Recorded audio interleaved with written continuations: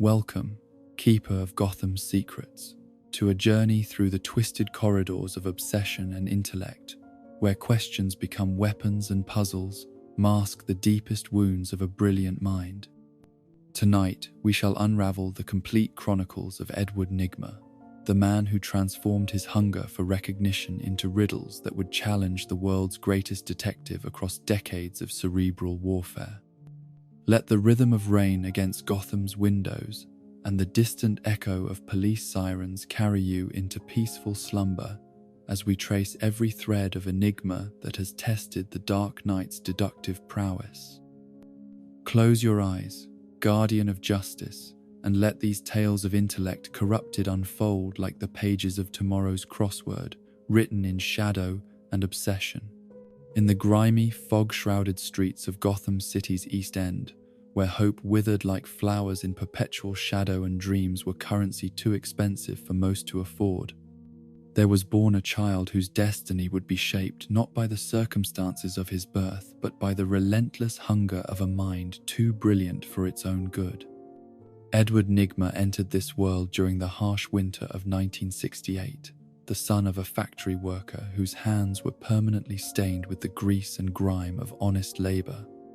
yet whose heart harbored a resentment so deep and bitter that it poisoned every interaction with his intellectually gifted son. The Nygma household was a study in contrasts that would define young Edward's entire worldview and psychological development for decades to come. His father, Frank Nygma, was a man of simple pleasures and simpler thoughts, someone who found comfort in the predictable rhythms of manual labor and the straightforward camaraderie of blue-collar life. Yet this simplicity, which might have been a source of strength in other circumstances, became instead a weapon of psychological warfare wielded against a child whose precocious intelligence was seen not as a gift to be nurtured, but as a threat to be contained. The earliest manifestations of Edward's exceptional intellect appeared before he had reached his 5th birthday, displaying itself in ways that should have filled any parent with pride and wonder. He solved complex puzzles with an ease that seemed almost supernatural, constructed elaborate mechanical devices from household scraps,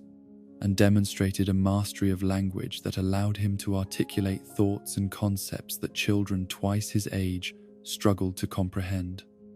Yet, rather than celebrating these remarkable abilities, Frank Nygma responded with suspicion and hostility that reflected his own deep-seated insecurities about his intellectual limitations. The pattern of emotional abuse that would shape Edward's character began subtly, with dismissive comments and casual rejections that gradually escalated into more overt forms of psychological cruelty. When the boy would approach his father with excited explanations of some new discovery or ingenious solution to a problem that had been puzzling him, Frank would respond with variations of the same theme that would echo through Edward's consciousness for the rest of his life. He was showing off, trying to make others feel stupid, acting like he was better than everyone else around him.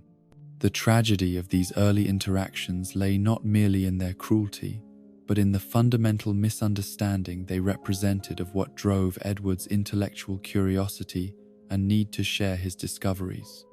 The child who excitedly explained the principles of mechanical advantage using playground equipment was not seeking to demonstrate superiority, but rather to connect with others through the medium of shared knowledge and wonder.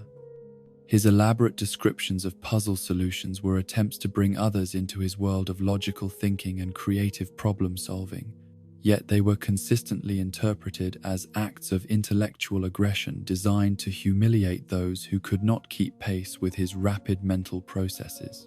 The psychological impact of this chronic misinterpretation of his motivations created within young Edward a complex web of conflicting needs and desires that would plague him throughout his criminal career. On one hand, he retained the fundamental human need for connection and validation that drives all social interaction, yet on the other, he learned to associate intellectual achievement with isolation and rejection. The very qualities that should have brought him closer to others became barriers that separated him from meaningful relationships. creating a feedback loop of intellectual performance and social alienation that would define his entire approach to human interaction. The school environment that should have provided Edward with the recognition and encouragement his home life denied him instead became another arena where his exceptional abilities were viewed with suspicion and resentment by both educators and peers. Teachers who lacked the training or inclination to nurture gifted students found his rapid mastery of curriculum materials and his tendency to ask questions that went far beyond grade-level expectations to be disruptive rather than admirable.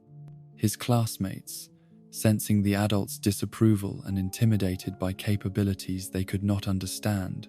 responded with the casual cruelty that children often employ against those who are different. The pivotal moment that would crystallize Edward's relationship with puzzles, competition, and the desperate need for intellectual validation occurred during his 7th year. In what should have been a routine classroom activity designed to encourage problem-solving skills among the students, the teacher, Mrs.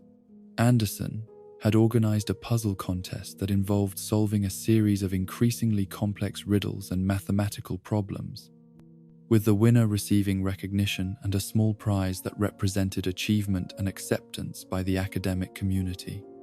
Edward approached this competition with the same intense focus and analytical rigor that characterized all his intellectual endeavors, yet for the first time in his young life,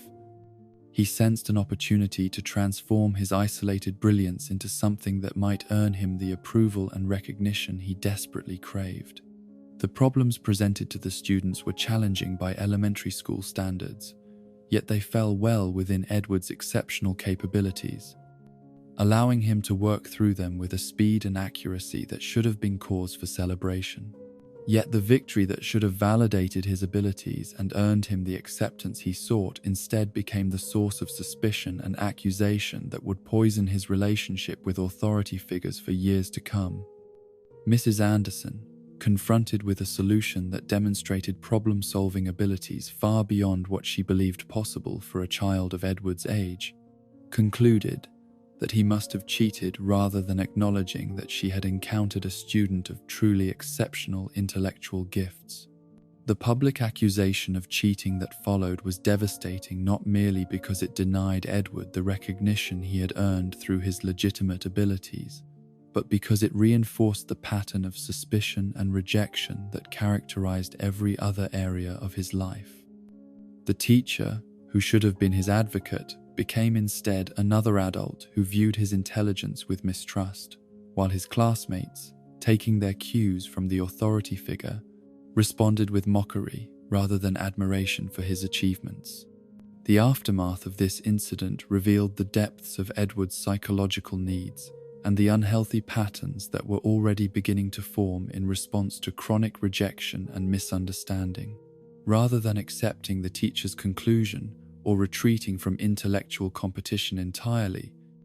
he became obsessed with proving his innocence through increasingly elaborate demonstrations of his problem-solving abilities. He spent hours creating original puzzles and riddles that he would present to anyone willing to listen,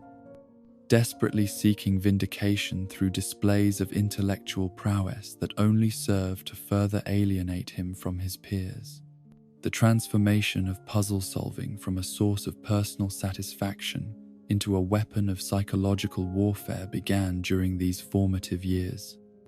As Edward learned to use his intellectual abilities not merely to satisfy his own curiosity, but to demonstrate his superiority over those who had rejected or underestimated him,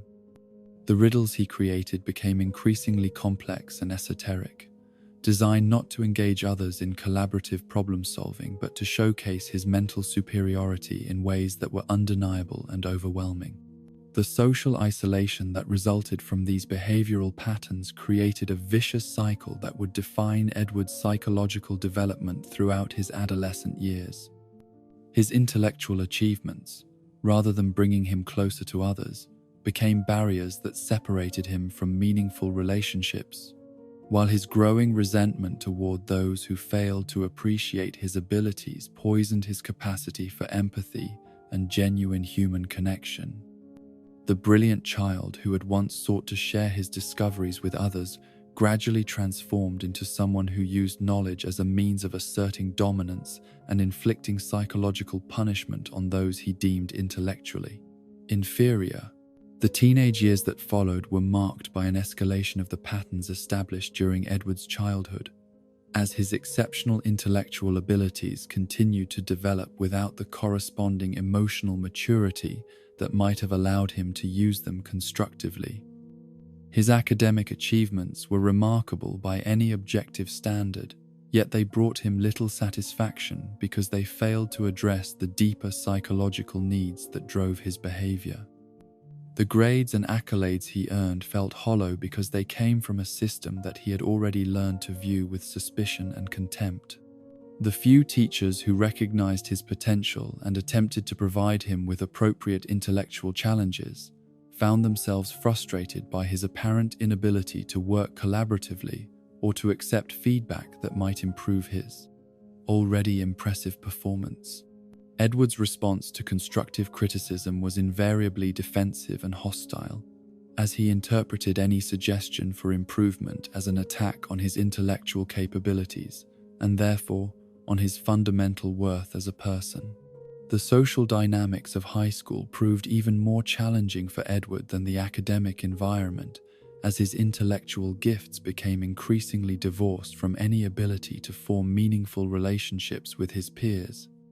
The adolescent social hierarchy that governs teenage interactions had no place for someone whose primary source of identity was intellectual achievement rather than athletic prowess, social connections,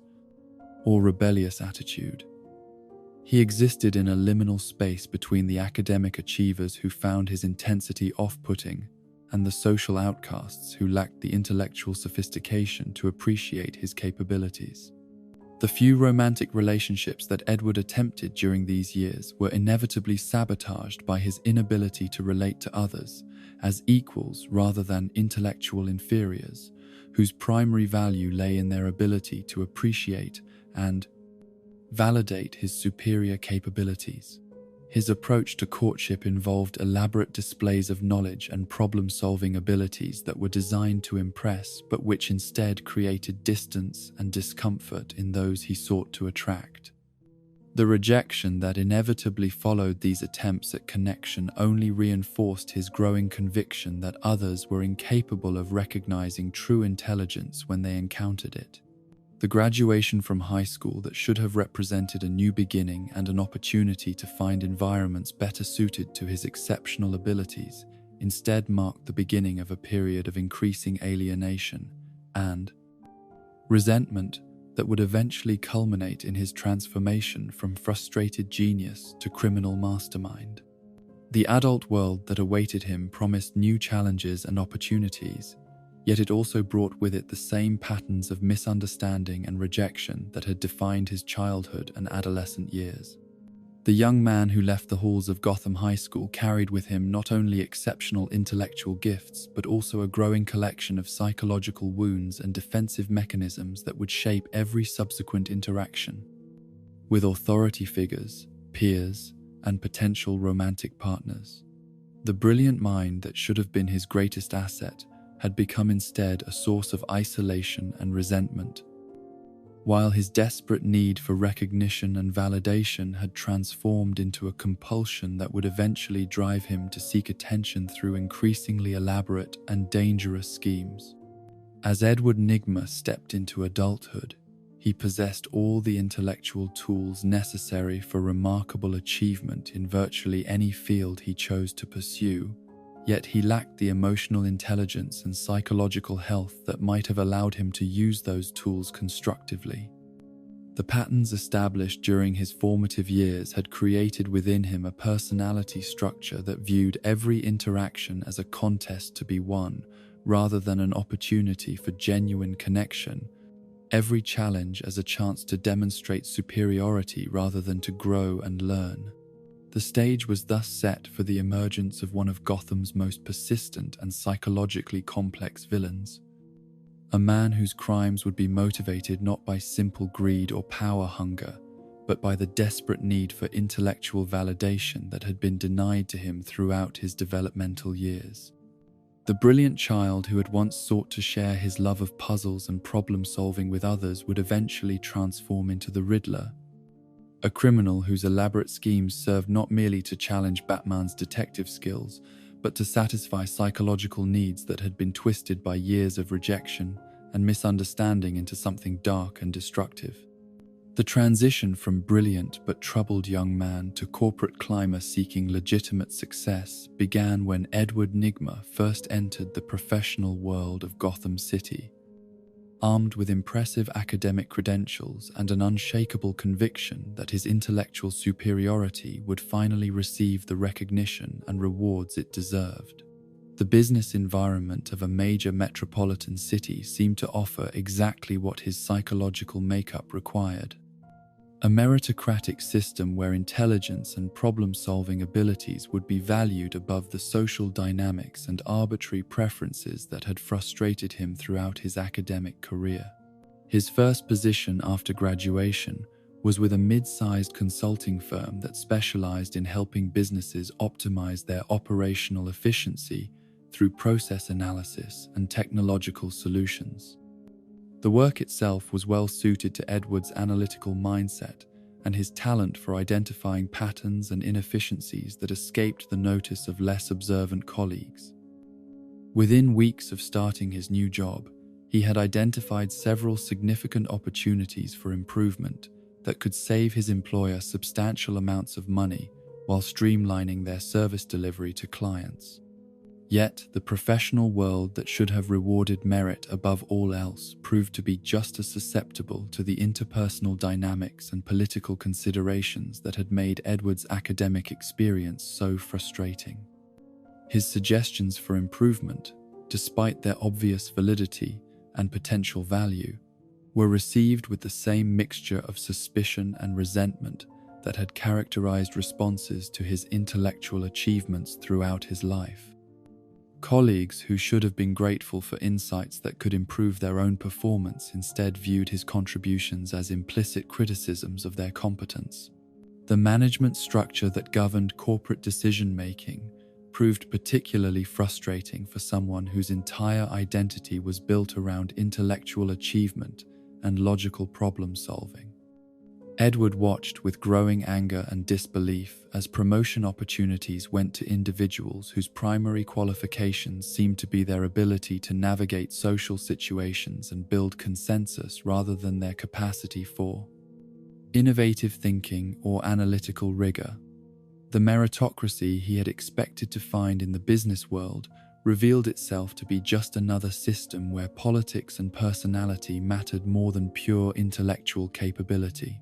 This pattern of professional disappointment repeated itself across multiple employers as Edward moved from company to company in search of an environment that would properly value his exceptional abilities.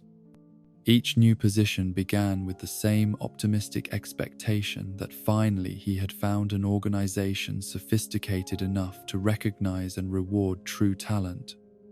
Yet each inevitably ended with the familiar cycle of initial success followed by interpersonal conflict and eventual dismissal or resignation.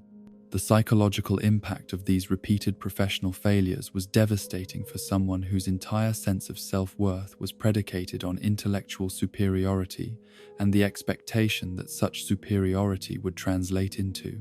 worldly success. Edward's growing resentment toward the business world and the people who seemed to succeed within it, despite what he perceived as their obvious intellectual limitations, began to poison his relationships with colleagues and supervisors alike. His conversations became increasingly dominated by barely concealed contempt for those around him, while his work performance, though still technically excellent, was marred by an attitude that colleagues found insufferable. The most significant of Edward's early corporate positions was his brief tenure as a mid-level systems analyst at Wayne Enterprises. the massive conglomerate that dominated Gotham's business landscape and represented the pinnacle of corporate success in the city. The opportunity to work for such a prestigious organization should have represented the fulfillment of his professional ambitions, yet it instead became the source of resentments and obsessions that would define much of his later criminal career. Wayne Enterprises, with its vast resources and cutting-edge technological capabilities, offered Edward access to challenges and projects that finally seemed worthy of his exceptional abilities. The problems he was asked to solve involved complex systems integration issues and optimization challenges that required exactly the kind of analytical thinking and creative problem-solving that had always been his greatest strengths. For a brief period, it seemed as though he had finally found his professional home. Yet the corporate culture of Wayne Enterprises, with its emphasis on collaborative teamwork and shared credit for achievements, proved to be fundamentally incompatible with Edward's psychological needs and personality structure. The recognition and validation he sought could not be satisfied by being part of successful teams or contributing to group achievements, no matter how significant those achievements might be. His desperate need to be acknowledged as the primary source of brilliant insights and innovative solutions made it impossible for him to function effectively within the collaborative environment that the company's leadership considered essential for continued success. The proximity to Bruce Wayne himself,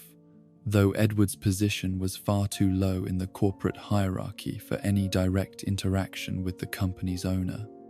became a source of particular fascination and resentment that would prove prophetic of future conflicts.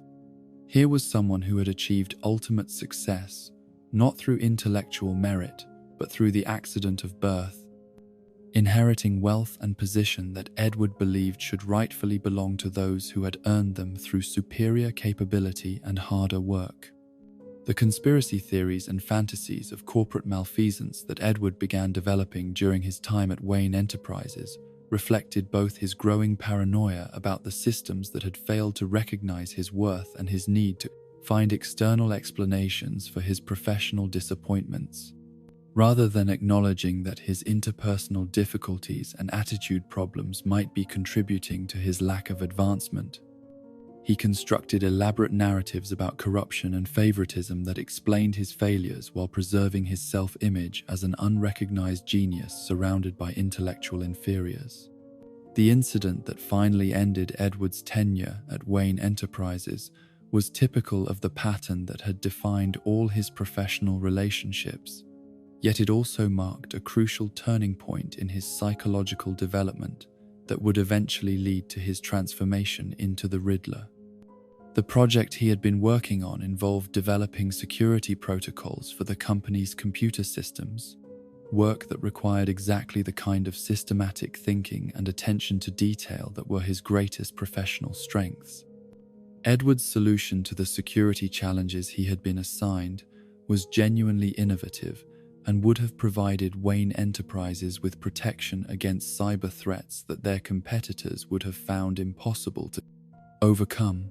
Yet his presentation of this solution was marred by the same condescending attitude and barely concealed contempt for his colleagues that had characterized all his previous professional interactions. Rather than focusing on the technical merits of his proposal, he used the presentation as an opportunity to demonstrate his intellectual superiority by highlighting the inadequacies of existing security measures and the obvious shortcomings of alternative approaches that had been suggested by other team members. The rejection of his proposal, which was based more on concerns about his attitude and ability to work effectively with others than on any technical shortcomings in his solution, represented the final straw in Edward's relationship with legitimate employment and conventional paths to success. The explanation that his interpersonal skills needed improvement before he could be trusted with greater responsibilities was heard not as constructive feedback but as definitive proof that the corporate world was fundamentally corrupt and incapable of recognizing true talent. The dismissal that followed was presented by his supervisors as an opportunity for Edward to find a position better suited to his particular skills and personality. Yet he interpreted it as confirmation of his growing conviction that the entire system was rigged against individuals of genuine intellectual merit. The severance package and positive references that Wayne Enterprises provided were seen not as evidence of their desire to help him find more suitable employment, but as attempts to buy his silence about the corruption and incompetence he had witnessed during his tenure with the company. The period of unemployment that followed Edward's departure from Wayne Enterprises marked the beginning of his serious consideration of alternatives to conventional employment and legitimate success.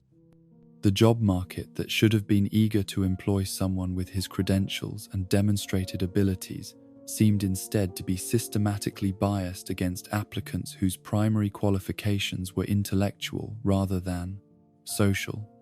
Each interview and application process reinforced his growing belief that the business world operated according to principles that had nothing to do with merit or capability. The small-scale criminal enterprises that Edward began planning and executing during this period were initially conceived more as intellectual exercises than serious attempts to acquire wealth or inflict harm on others. His first cons and schemes were elegant demonstrations of his ability to manipulate systems and exploit the psychological weaknesses of those who had failed to appreciate his legitimate talents. The satisfaction he derived from these activities came not primarily from their financial rewards, but from their validation of his intellectual superiority and his growing conviction that conventional morality was simply another system, designed to protect the interests of those who lacked the intelligence to succeed through their own efforts. The progression from small-time con artist to serious criminal mastermind was gradual but inexorable, driven by the same psychological needs that had shaped Edward's entire life trajectory.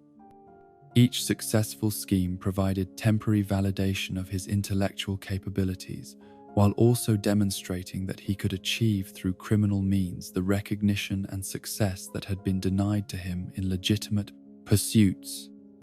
The elaborate nature of these early crimes reflected not just his need to prove his intelligence, but also his growing compulsion to leave puzzles and challenges that would force others to acknowledge the sophistication of his planning and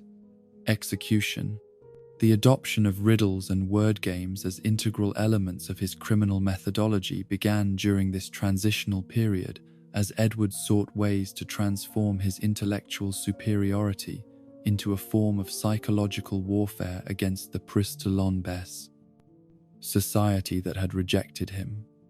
The puzzles he incorporated into his schemes served multiple purposes simultaneously. They provided evidence of the intellectual sophistication behind his crimes. They challenged law enforcement officials to rise to his level of thinking, and they satisfied his deep psychological need to be recognized as someone whose mental capabilities exceeded those of everyone around him. The transformation from Edward Nigma, frustrated corporate employee,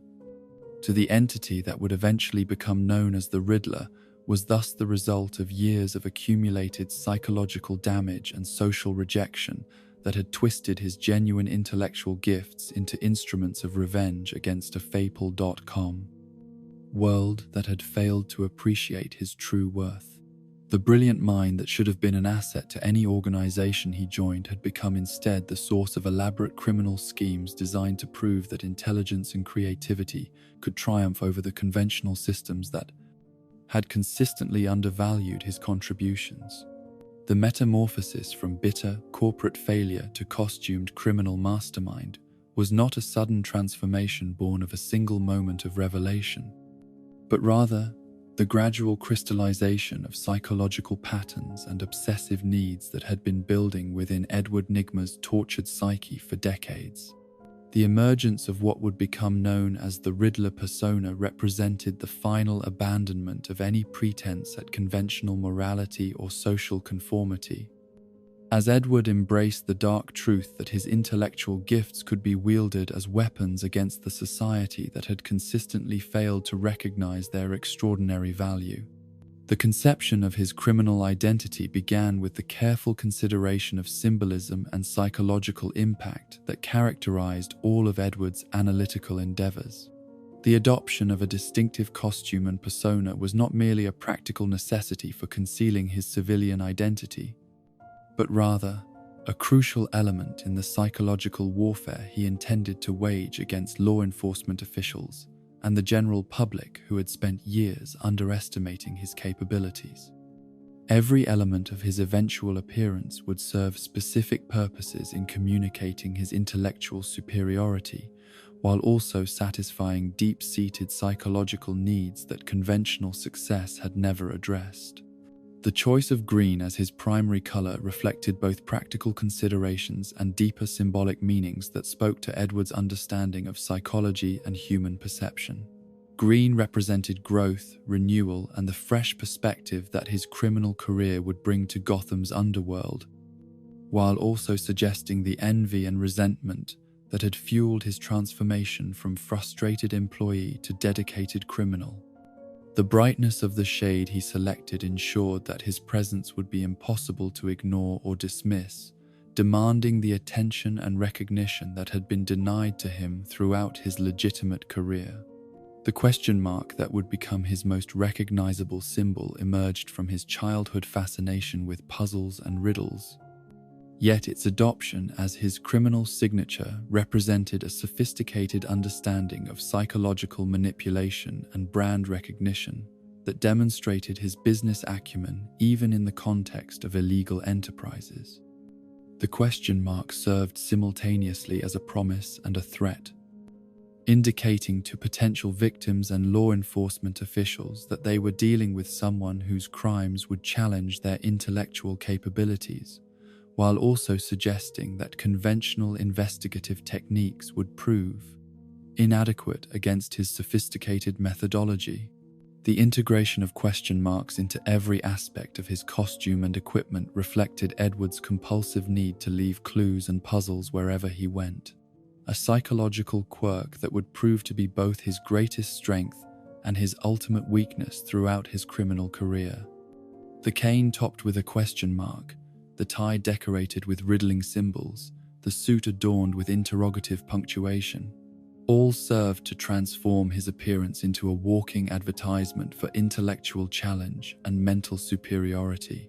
The careful tailoring of his green suit represented more than simple vanity or attention to detail, embodying instead Edward's understanding that professional appearance and attention to quality would be essential components of establishing credibility within Gotham's criminal underworld.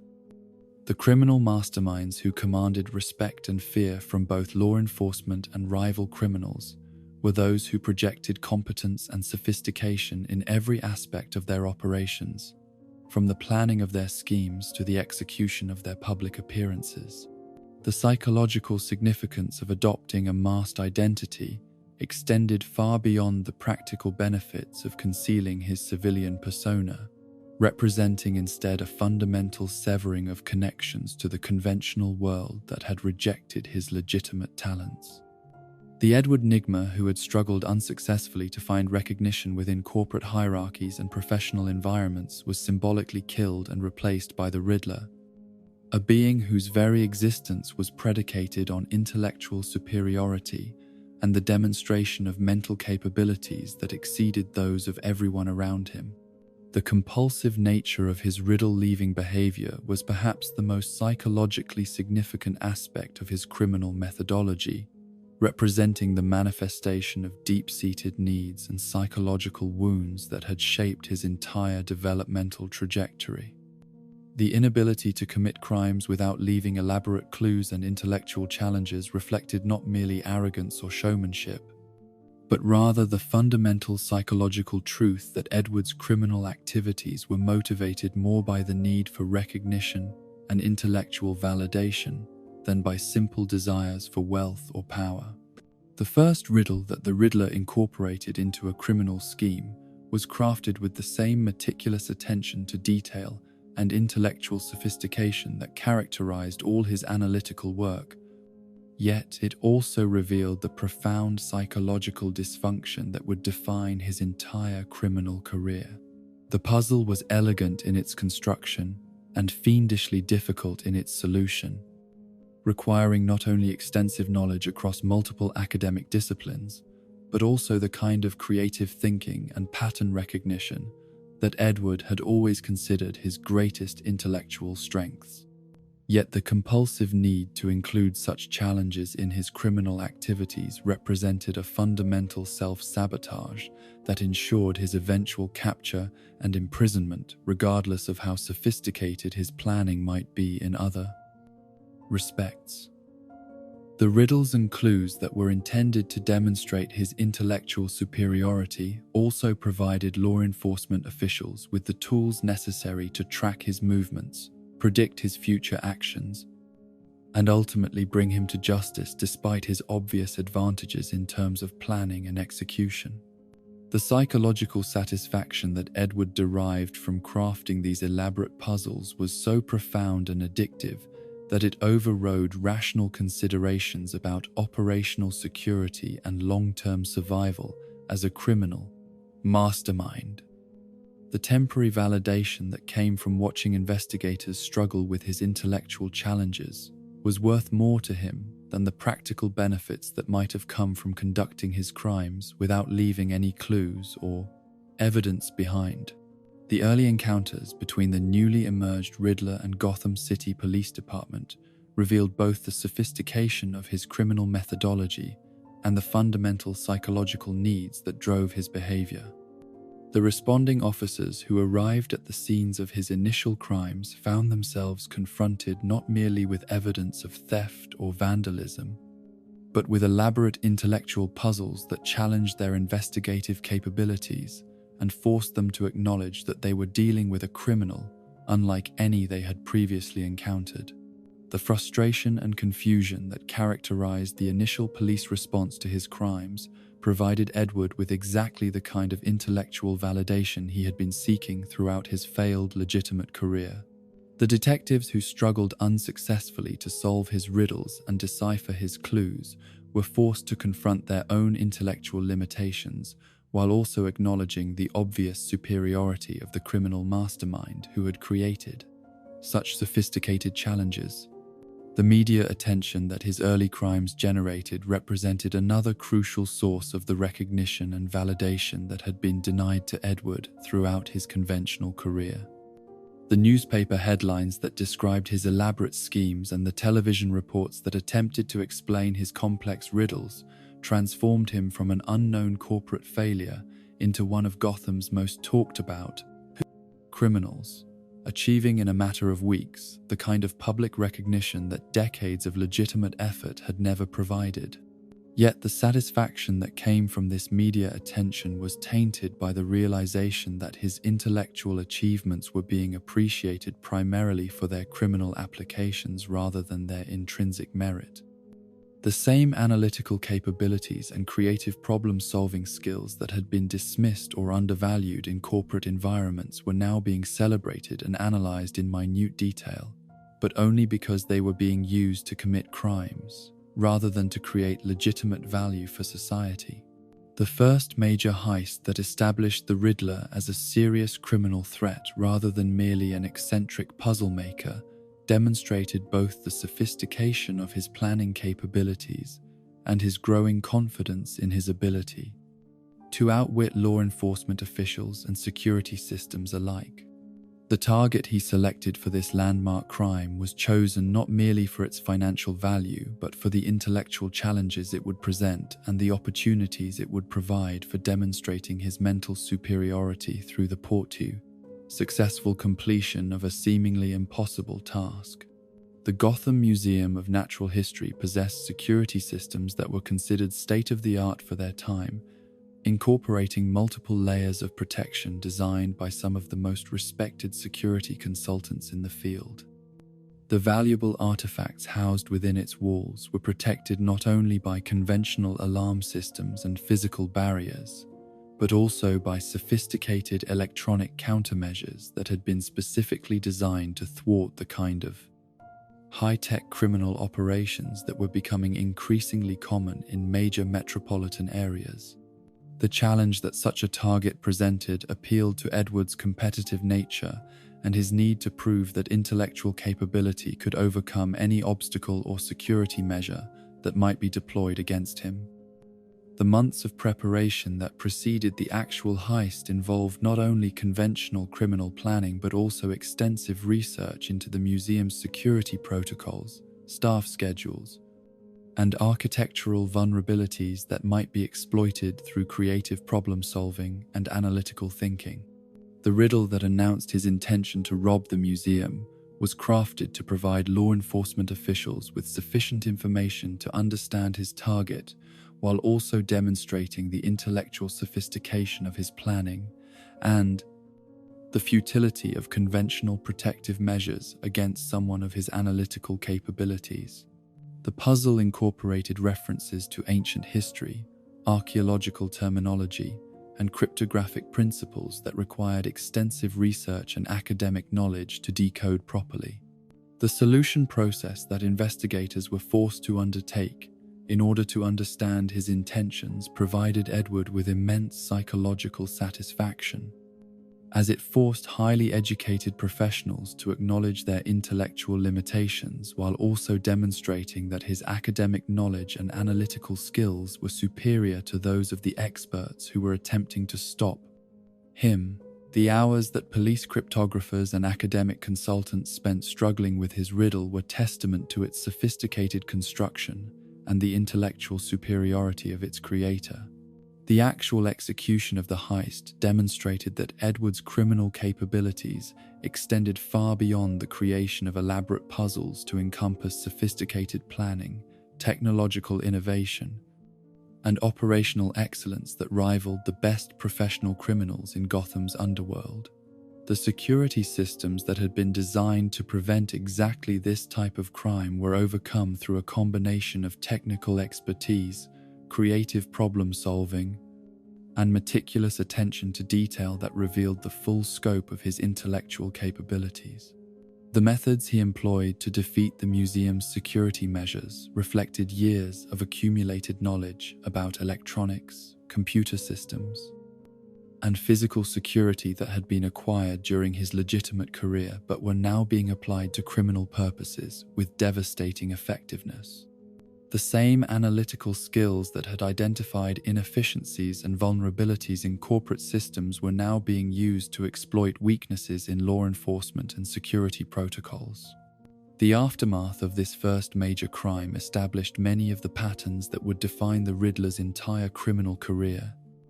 From the elaborate taunting of law enforcement officials to the compulsive need to explain his methods and demonstrate his intellectual superiority even after his crimes had been successfully completed. The detailed analysis of his heist methodology that he provided to investigating officers served no practical purpose and actually increased the likelihood of his eventual capture. Yet it satisfied deep psychological needs that were more important to him than operational security or long-term survival as a criminal mastermind. The appearance of Batman on Gotham's crime-fighting scene represented a fundamental shift in the criminal landscape that would have profound implications for every villain operating within the city. Yet for the Riddler, it represented something far more personal and psychologically significant than simply a new law enforcement challenge to be overcome. The Dark Knight's approach to crime fighting, with its emphasis on deductive reasoning, analytical thinking, and intellectual problem-solving, offered Edward the possibility of finally encountering someone whose mental capabilities might approach his own. The first confrontation between the Riddler and Batman occurred during what should have been a routine criminal enterprise, a bank robbery that Edward had planned with his usual meticulous attention to detail and elaborate puzzle-based methodology. The crime itself was intended more as an intellectual exercise than a serious attempt to acquire significant wealth, serving primarily as an opportunity to test new riddle construction techniques and to challenge law enforcement officials with increasingly sophisticated puzzles and logical problems. The arrival of Batman at the crime scene transformed what Edward had expected to be another demonstration of his intellectual superiority over conventional law enforcement into something far more complex and personally significant. Here was someone who approached criminal investigation with the same systematic methodology and analytical rigor that Edward applied to his criminal planning, creating the possibility of a genuine intellectual battle between equals rather than the one-sided contests that had characterized his previous encounters with police investigators. The speed with which Batman deciphered the initial riddles that Edward had left as clues to his escape route and ultimate destination was both thrilling and deeply unsettling for someone whose entire criminal identity was built upon intellectual superiority over law enforcement officials. The realization that his carefully crafted puzzles could be solved quickly and efficiently by this new adversary challenged fundamental assumptions about his own capabilities while also providing the first genuine intellectual stimulation he had experienced since beginning his criminal career. The psychological impact of encountering someone who could match his analytical capabilities was profound and lasting, transforming Edward's approach to crime from simple demonstrations of intellectual superiority into complex psychological warfare designed to test the limits of Batman's deductive abilities. The crimes that followed his first encounter with the Dark Knight became increasingly elaborate and intellectually challenging, reflecting his growing obsession with proving that his mental capabilities exceeded those of Gotham's new protector. The cat-and-mouse game that developed between the Riddler and Batman represented the fulfillment of psychological needs that Edward had never been able to satisfy through conventional success or simple criminal activities. The intellectual respect that Batman's consistent ability to solve his riddles implied was more valuable to him than wealth or power, representing the first genuine recognition of his mental capabilities that he had received from someone whose own intelligence he was forced to acknowledge and respect. Yet, this intellectual validation came at a terrible psychological cost, as Edward's growing obsession with Batman began to consume increasingly larger portions of his mental and emotional resources. The crimes he planned were no longer motivated primarily by financial gain or even general validation of his intellectual superiority, but rather by the specific need to create puzzles and challenges that would test the limits of Batman's deductive capabilities while demonstrating his own mental supremacy. The pattern of escalating intellectual warfare that characterized their early encounters established behavioral templates that would define their relationship for decades to come, with each confrontation serving as both a test of their respective capabilities and a deeply personal psychological battle for intellectual dominance. The riddles that Edward created for Batman became increasingly personal and psychologically sophisticated, reflecting his growing understanding of the Dark Knight's methodology and his desperate need to prove that he could create puzzles that even this formidable adversary could not solve. The defeats that inevitably followed these elaborate criminal schemes were experienced not merely as professional setbacks or temporary obstacles to be overcome, but as profound psychological wounds that challenged Edward's fundamental sense of self-worth and intellectual identity. Each successful solution of his riddles by Batman represented a partial negation of the mental superiority that had been the foundation of his entire adult identity, forcing him to confront the possibility that his intellectual capabilities might not be as extraordinary as he had always believed. The cycle of increasingly elaborate criminal planning followed by ultimate defeat and capture that defined the Riddler's early career reflected deep-seated psychological compulsions that made genuine success impossible regardless of how sophisticated his methodology might become. The same needs for recognition and validation that drove him to create elaborate riddles also ensured his eventual capture, as his compulsive clue-leaving behavior provided Batman with the tools necessary to track his movements and anticipate his actions. The periods of imprisonment in Arkham Asylum that punctuated his criminal career provided opportunities for psychological analysis and potential treatment. Yet they also served to reinforce his conviction that conventional society was incapable of understanding or appreciating his true capabilities. The psychiatric evaluations that attempted to explain his compulsive behavior in terms of mental illness were rejected as further evidence that the medical establishment, like the corporate world and law enforcement community, was populated by intellectual inferiors who could not comprehend the sophisticated motivations that drove his actions. The escape attempts that invariably followed his capture and imprisonment became increasingly elaborate intellectual exercises that served multiple purposes simultaneously, providing opportunities to demonstrate his problem-solving capabilities while also challenging the security systems and personnel responsible for containing him. The riddles and puzzles that he incorporated into these escape plans were often more sophisticated than those used in his actual crimes, reflecting his understanding that proving his intellectual superiority was more important than achieving freedom or avoiding punishment. The relationship between the Riddler and Batman that emerged from these early encounters was fundamentally different from the adversarial relationships that characterized Batman's conflicts with other members of Gotham's criminal community. While villains like the Joker or Two-Face represented psychological opposites or dark mirrors of Batman's own damaged psyche, the Riddler represented something far more complex and personally threatening. The possibility that intellectual capability alone might be insufficient to guarantee success or moral superiority. The grudging respect that developed between these two master strategists reflected their recognition of each other's exceptional capabilities,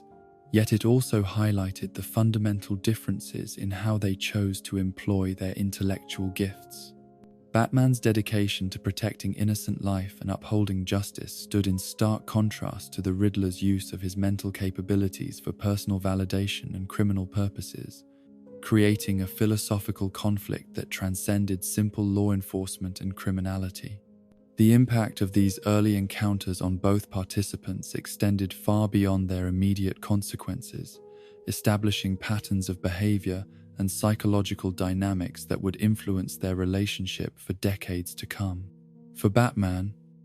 the Riddler represented a unique form of intellectual challenge that tested not only his deductive abilities, but also his capacity to understand and potentially rehabilitate someone whose criminal behavior stemmed from psychological needs, rather than simple malice or greed. For Edward, Batman represented both the ultimate validation of his intellectual capabilities and the most profound threat to his psychological well-being, embodying the possibility that intelligence and analytical thinking could be employed in service of something greater than personal recognition or individual satisfaction.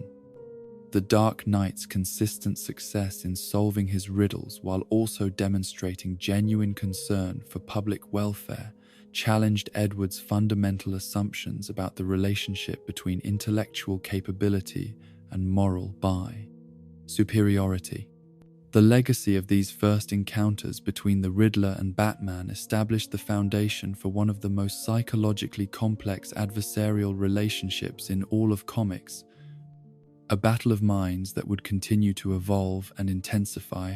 as both participants grew in sophistication and understanding. The intellectual warfare that began during these early confrontations would eventually encompass questions about the nature of genius, the responsibility that comes with exceptional capabilities, and the tragic waste of potential that occurs when brilliant minds are corrupted by psychological damage and misdirected needs for validation. The psychological architecture that supported Edward Nygma's transformation into the Riddler was built upon foundations far more complex and disturbing than simple intellectual arrogance or criminal ambition, revealing itself instead as a manifestation of compulsive behaviors so deeply embedded in his neurological structure that they operated with the inexorable force of biological imperatives. The need to leave clues, to create puzzles, to challenge others through elaborate intellectual exercises was not merely a preference or strategic choice, but rather a compulsion so fundamental to his psychological makeup that resisting it caused him physical and emotional distress comparable to withdrawal from addictive substances. The earliest psychiatric evaluations conducted during his initial periods of incarceration at Arkham Asylum revealed patterns of thought and behavior that defied easy categorization within conventional diagnostic frameworks, combining elements of narcissistic personality disorder with obsessive-compulsive tendencies and what appeared to be a form of intellectual addiction that had no direct equivalent in existing psychological literature. The doctors who attempted to understand and treat his condition found themselves confronting a mind that was simultaneously brilliant and profoundly damaged, capable of extraordinary analytical achievements yet trapped by psychological needs that made normal social functioning impossible. Dr. Sarah Chen, the staff psychiatrist who conducted the most comprehensive analysis of Edward's psychological profile during his early years at Arkham, noted in her reports the peculiar nature of his relationship with his own compulsions. Observing that he seemed to experience genuine distress at his inability to resist leaving clues that would inevitably lead to his capture and imprisonment. The rational part of his mind understood perfectly well that his riddle-leaving behavior was self-destructive and counterproductive to his stated goals of criminal success and personal freedom. Yet he proved incapable of modifying this behavior, despite repeated failures and increasingly severe consequences. The neurological basis of Edward's compulsive behavior became a subject of intense scientific interest among the medical staff at Arkham, as brain scans and psychological testing revealed unusual patterns of activity in regions associated with reward processing and impulse control. The satisfaction he derived from creating and presenting intellectual challenges appeared to trigger the release of neurotransmitters in ways that closely resembled the brain chemistry of addiction, suggesting that his criminal behavior might be driven more by neurological dysfunction than by conscious choice or moral deficiency.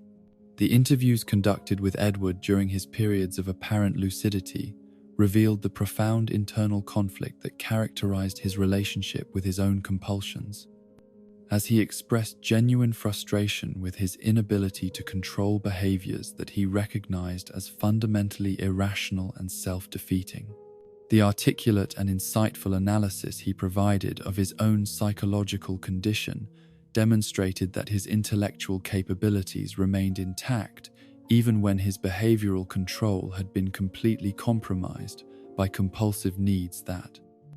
operated beyond the reach of conscious decision-making. The treatment protocols that were attempted during Edward's early incarcerations reflected the medical community's limited understanding of his unique psychological profile. Employing conventional approaches to obsessive-compulsive disorder and narcissistic personality traits that proved largely ineffective against the complex interplay of factors that drove his criminal behavior. Medications designed to reduce obsessive thoughts and compulsive actions showed minimal impact on his riddle-leaving tendencies, while psychotherapy sessions often devolved into intellectual games where Edward would attempt to demonstrate his superior analytical capabilities rather than engage genuinely with therapeutic interventions. The most significant breakthrough in understanding Edward's condition came when Dr. Chen began to recognize that his compulsive behavior served multiple psychological functions simultaneously, operating not only as a means of demonstrating intellectual superiority, but also as a form of communication with the outside world and particularly with Batman himself. The riddles and clues that seemed so self-destructive from a practical standpoint revealed themselves to be sophisticated attempts at establishing meaningful connection with someone whose intellectual capabilities Edward respected, representing his only known method for engaging in relationships that approached equality. This insight transformed the medical understanding of Edward's criminal behavior from simple pathology into a complex form of social interaction, albeit one so dysfunctional and dangerous that it could not be tolerated by civilized society. The recognition that his elaborate criminal schemes were motivated more by the desire for intellectual communion than by material gain or malicious intent added layers of tragedy to his case, while also suggesting new approaches to treatment that might address his underlying need for meaningful connection rather than simply attempting to suppress his compulsive behaviors. The periods of apparent improvement that occasionally characterized Edward's treatment at Arkham were marked not by the elimination of his intellectual compulsions, but rather by their temporary redirection toward constructive activities that satisfied his psychological needs while avoiding harmful consequences for others. During these lucid intervals, he would engage in complex mathematical research, design elaborate puzzles for recreational use, and even assist other patients with cognitive rehabilitation exercises that utilized his exceptional analytical capabilities in beneficial ways. Yet these improvements proved invariably temporary, as the artificial environment of the asylum could not provide the kind of intellectual stimulation and recognition that Edward's damaged psyche required for sustained psychological stability. The absence of worthy intellectual opponents and challenging analytical problems eventually led to a resurgence of his criminal compulsions, as his mind sought outlet for energies and needs that could not be satisfied through the limited opportunities available within institutional settings. The evolution of Edward's criminal methodology during his periods between incarcerations revealed both his growing sophistication as a criminal mastermind and the intensification of his compulsive behaviors under the pressure of repeated failures and psychological frustrations.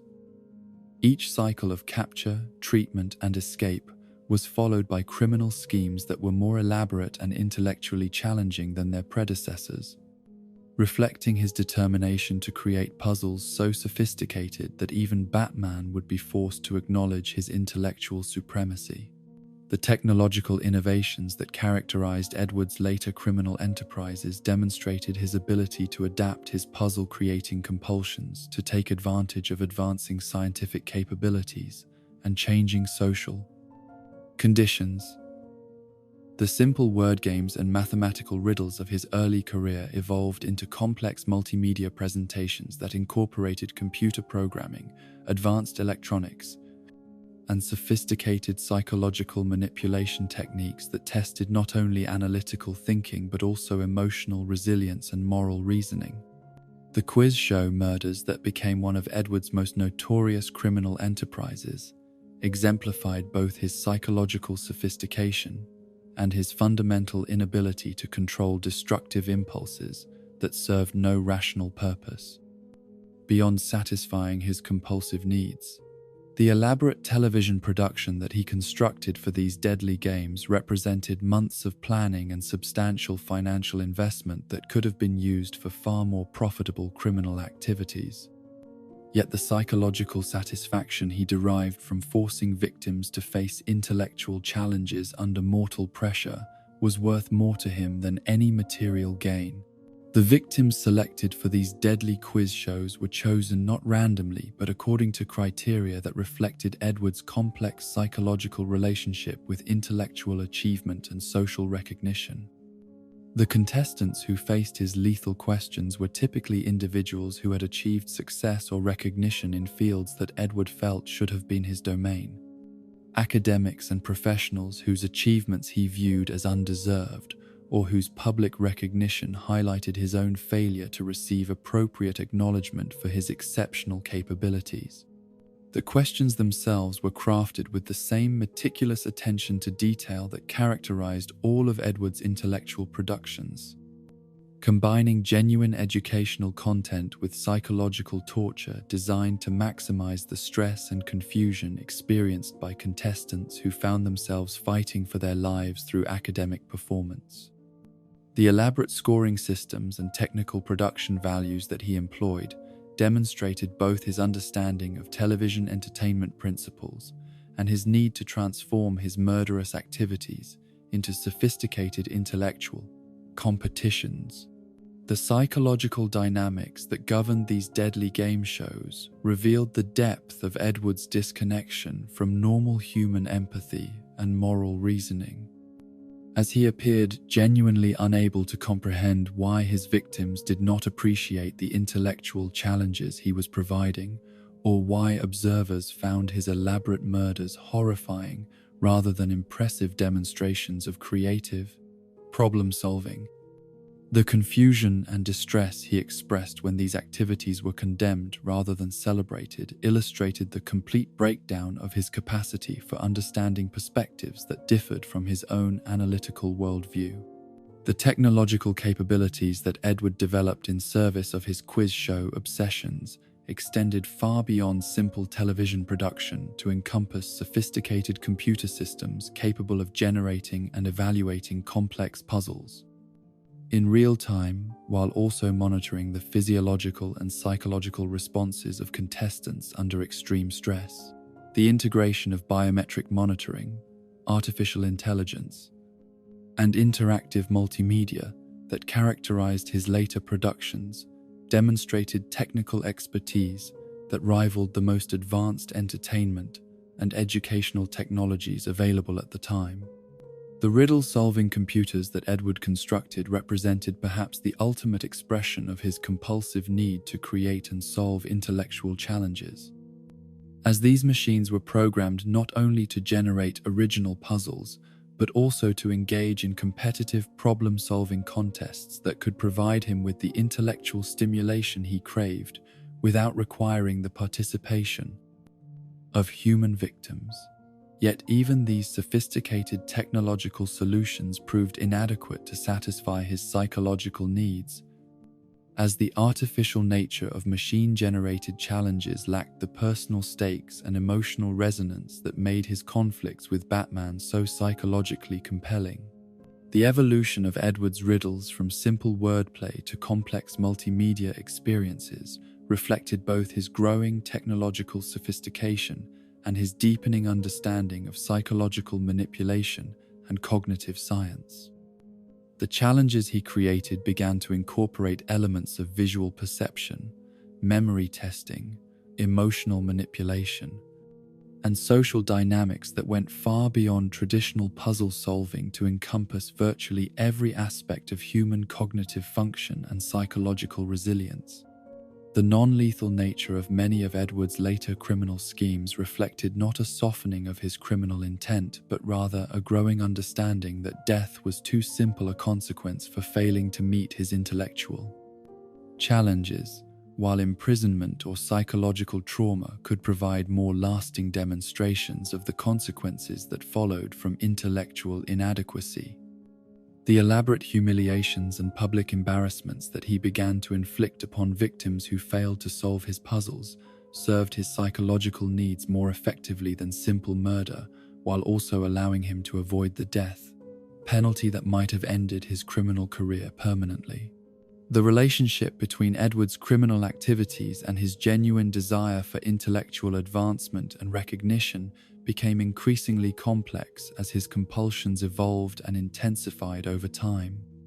The research and preparation required for his elaborate schemes often involved legitimate academic work and scientific investigation that could have contributed to human knowledge and understanding if it had been directed toward constructive purposes rather than criminal applications.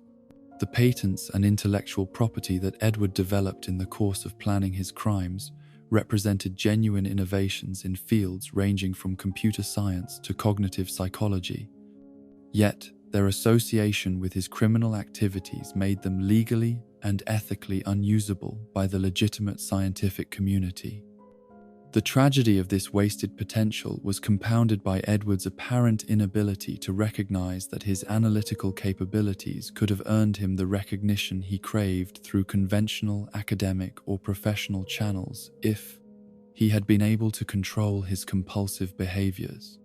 The psychiatric literature that accumulated around Edward's case during his repeated incarcerations at Arkham became a subject of intense study among professionals interested in the relationship between intellectual giftedness and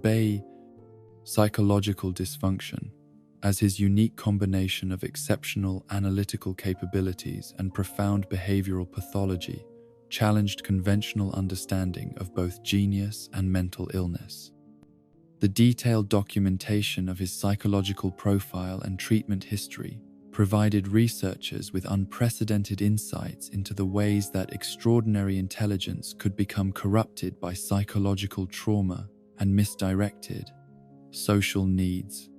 The therapeutic interventions that showed the greatest promise for addressing Edward's condition were those that acknowledged his genuine need for intellectual stimulation and recognition, while attempting to redirect his compulsive behaviors toward constructive applications that could satisfy his psychological requirements without harming others. The puzzle designing projects and mathematical research collaborations that occasionally engaged his interest during treatment periods demonstrated that his analytical capabilities could be channeled beneficially when provided with appropriate outlets and recognition.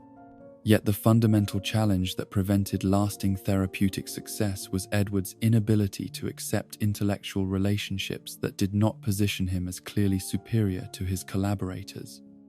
As his damaged self-concept could not tolerate situations where his exceptional capabilities were appreciated but not worshipped. The collaborative nature of legitimate scientific and academic work required forms of humility and mutual respect that his psychological condition made impossible, ensuring that even potentially successful therapeutic interventions would eventually fail when his narcissistic needs reasserted themselves. The impact of Edward's compulsive behavior on his capacity for forming meaningful personal relationships extended far beyond his criminal activities to encompass every aspect of his social functioning. As his need to demonstrate intellectual superiority made genuine intimacy and emotional connection virtually impossible. The few romantic relationships he attempted during his periods of freedom were invariably sabotaged by his compulsive need to solve puzzles about his partner's thoughts and motivations rather than engaging with them as emotional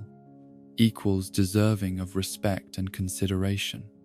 The isolation that resulted from these relationship failures only intensified Edward's reliance on his criminal activities as sources of social interaction and personal validation,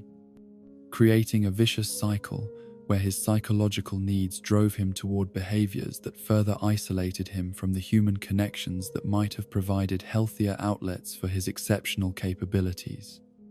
The recognition that his crimes were motivated more by loneliness and desperate need for connection than by malice or greed added additional layers of tragedy to his case, while also highlighting the complex relationship between intellectual giftedness and emotional development. The legacy of Edward's compulsive criminal behavior within Gotham's criminal community was complex and multifaceted. As other villains struggled to understand and relate to someone whose motivations were so fundamentally different from conventional criminal ambitions, the respect he earned from some quarters for his intellectual achievements was balanced by frustration and contempt from others who viewed his clue-leaving behavior as weakness and his puzzle obsessions as impediments to effective criminal collaboration. The influence that Edward's methodology had on other criminals was significant but often misunderstood. As imitators who attempted to incorporate riddles and puzzles into their own schemes typically failed to grasp the psychological sophistication and genuine intellectual content that made his challenges effective. The superficial adoption of question mark symbols and simple word games by lesser criminals often resulted in easily solved puzzles that provided law enforcement with convenient clues, rather than the complex intellectual challenges that Edward's compulsions demanded he create. The convergence of cosmic forces and universal upheavals that characterized the late 1990s and early 2000s brought with it challenges to reality itself that forced even the most psychologically damaged and bitey, self-absorbed criminals to confront questions larger than their personal obsessions and individual pathologies. For Edward Nygma, whose entire criminal identity had been built around intellectual superiority and the compulsive need to demonstrate his analytical capabilities through elaborate puzzles and riddles, These reality-altering events presented both unprecedented opportunities for validation and terrifying threats to the fundamental assumptions upon which his damaged psyche had constructed its defensive mechanisms. The zero-hour crisis that threatened to unravel the very fabric of time and space found Edward in one of his periodic incarcerations at Arkham Asylum, where the routine of psychiatric treatment and criminal rehabilitation was suddenly interrupted by the appearance of temporal anomalies and reality distortions that challenged every assumption about the nature of existence itself. The breakdown of linear causality and the appearance of alternate versions of familiar people and places created an environment where Edward's analytical capabilities were both desperately needed and utterly inadequate to comprehend the scope of the forces at work. The psychological impact of witnessing reality itself become unreliable and subject to constant revision was profound for someone whose entire identity was based upon intellectual certainty and the belief that sufficient analysis could solve any problem or overcome any obstacle. The riddles and puzzles that had always provided Edward with a sense of control and superiority suddenly seemed trivial and meaningless in the face of cosmic forces that operated according to principles beyond human comprehension, forcing him to confront the possibility that his exceptional analytical capabilities might be insufficient to understand or influence the most fundamental aspects of existence. Yet, paradoxically, the chaos and uncertainty that characterized these reality-altering events also provided Edward with opportunities to demonstrate his intellectual worth in ways that his conventional criminal schemes had never achieved. The heroes and authorities who had previously dismissed his capabilities as mere criminal pathology were suddenly forced to acknowledge that his analytical skills and pattern recognition abilities might be essential tools for understanding and surviving crises that threatened the continued existence of reality itself. The collaboration between Edward and the heroic community during these universal emergencies was tentative and fraught with mutual suspicion, as both sides struggled to overcome decades of adversarial relationships while also dealing with the immediate practical challenges of cosmic-level threats that required unprecedented levels of cooperation and coordination. Edward's contributions to these efforts were motivated not by altruism or genuine concern for others, but rather by his recognition that even his own survival depended upon the successful resolution of crises that could potentially eliminate all existence. The intellectual satisfaction that Edward derived from having his analytical capabilities recognized as genuinely valuable by individuals whose respect he had always craved was complicated by the realization that this recognition came only in the context of universal emergencies that rendered his personal ambitions and psychological needs temporarily irrelevant. The validation he received for his contributions to cosmic crisis resolution was exactly what his damaged psyche had always demanded. Yet it was accompanied by the disturbing awareness that such recognition might disappear once normal reality was restored and conventional social hierarchies reasserted themselves.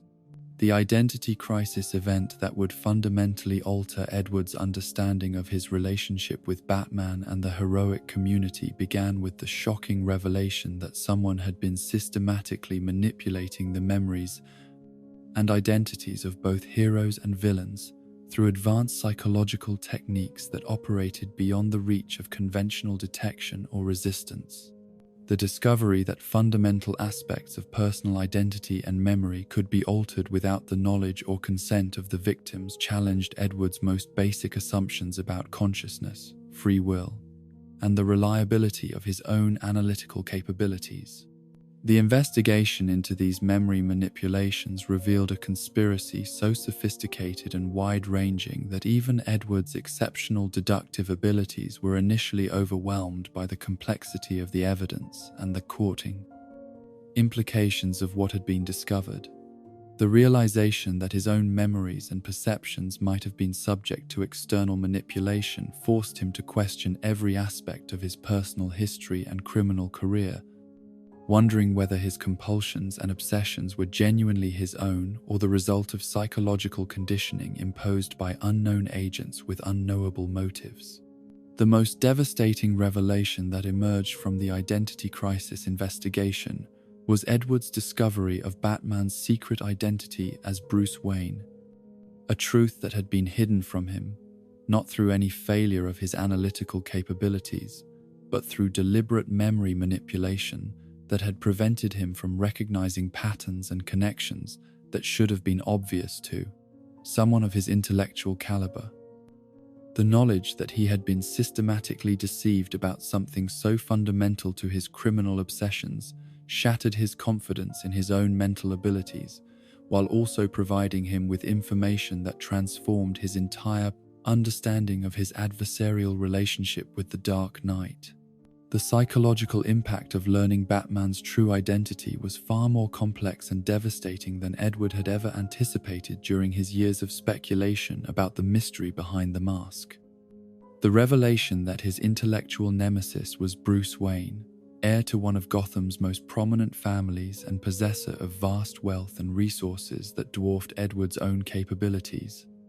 transformed his perception of their conflicts from battles between equals into confrontations between someone born to privilege and someone forced to struggle for recognition and respect.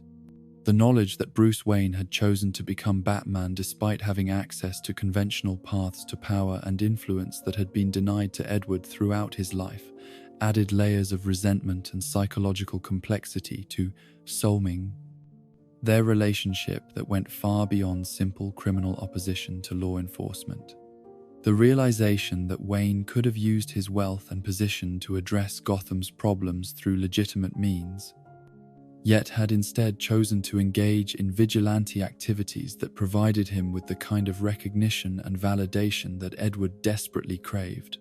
felt like the ultimate insult to someone whose entire criminal career had been motivated by the search for intellectual acknowledgement. Yet the possession of this forbidden knowledge also placed Edward in a position of unprecedented power and responsibility that his damaged psyche was ill-equipped to handle constructively.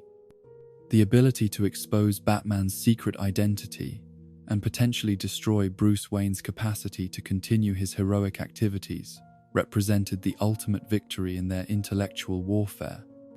Yet it also carried implications that extended far beyond personal satisfaction to encompass the safety and security of everyone who depended upon Batman's protection. The internal conflict that Edward experienced between his desire for personal revenge against Bruce Wayne and his grudging recognition that Batman's activities served purposes larger than individual glory reflected a level of moral complexity that his criminal persona had never previously been forced to confront. The utilitarian calculation that exposing Batman might eliminate Gotham's most effective crime fighter had to be weighed against the personal satisfaction that such exposure would provide, creating ethical dilemmas that challenged Edward's fundamental assumptions about the relationship between intellectual achievement and moral responsibility. The decision to maintain Batman's secret rather than expose it publicly represented perhaps the most psychologically sophisticated choice that Edward had ever made, reflecting both his growing understanding of the broader implications of his actions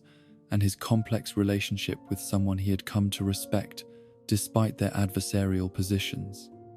The knowledge that he possessed information capable of destroying Batman yet chose not to use it provided him with a form of psychological superiority that was more satisfying than any puzzle solution or criminal victory he had ever achieved. The period of apparent reformation that followed Edward's discovery of Batman's identity was marked by genuine attempts to redirect his analytical capabilities toward constructive purposes that might earn him the recognition and respect he had always sought through criminal means. The private detective agency that he established during this time represented a sincere effort to apply his exceptional deductive abilities to legitimate problem-solving activities that could benefit others while also satisfying his bilious detective abilities. Psychological need for intellectual challenge and public acknowledgement.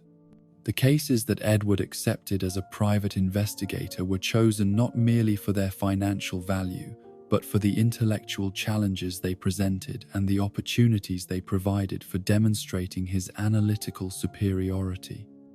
through constructive rather than destructive applications.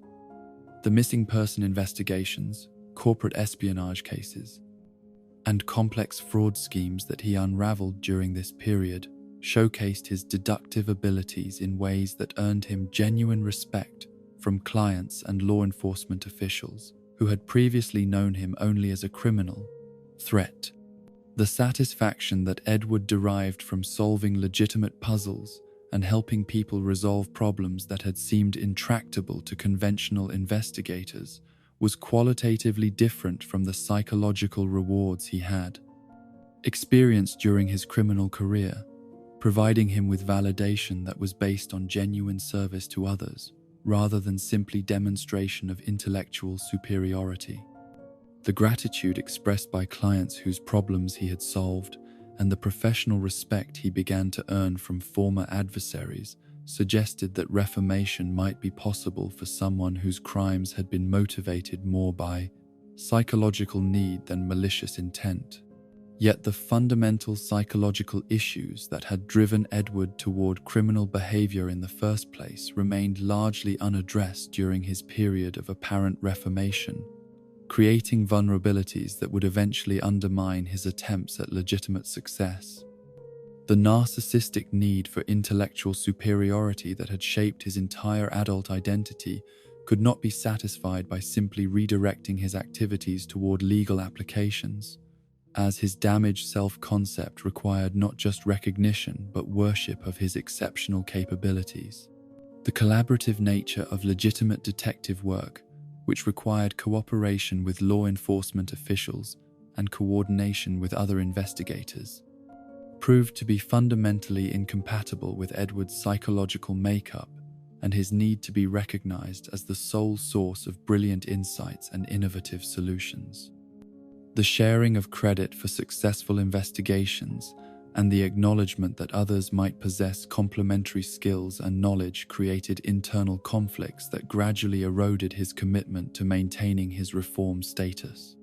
The criminal relapse that eventually ended Edward's career as a private investigator was precipitated not by external pressures or practical failures, but by his inability to resist the compulsive behaviors that had defined his criminal identity for so many years. The riddles and puzzles that began appearing in his legitimate case files were initially justified as necessary analytical tools, yet they gradually evolved into the same self-destructive clue-leaving behavior that had characterized his criminal schemes. The hush conspiracy that would fundamentally alter Edward's relationship with his own compulsions and psychological identity began with what appeared to be a routine criminal scheme, targeting Bruce Wayne's personal wealth and business empire, yet quickly revealed itself to be something far more sophisticated and personally threatening than any challenge he had previously encountered. The mastermind behind these attacks demonstrated an understanding of psychological manipulation and strategic planning that rivaled Edward's own capabilities, while also displaying knowledge of his personal history and psychological vulnerabilities that should have been impossible for any outsider to possess. The realization that he was being manipulated by someone whose analytical capabilities potentially exceeded his own was profoundly disturbing for someone whose entire identity was built upon intellectual superiority and the conviction that his mental abilities were unmatched by anyone he might encounter. The elaborate nature of the manipulation, which involved not just his actions but his very thoughts and motivations, challenged fundamental assumptions about free will and personal autonomy that had never previously been subject to serious question. The surgical intervention that Tommy Elliot performed on Edward's brain represented perhaps the most significant medical breakthrough in the treatment of compulsive disorders that had ever been attempted. Utilizing advanced neurosurgical techniques to modify the specific brain structures responsible for his riddle-leaving compulsions while leaving his exceptional analytical capabilities intact.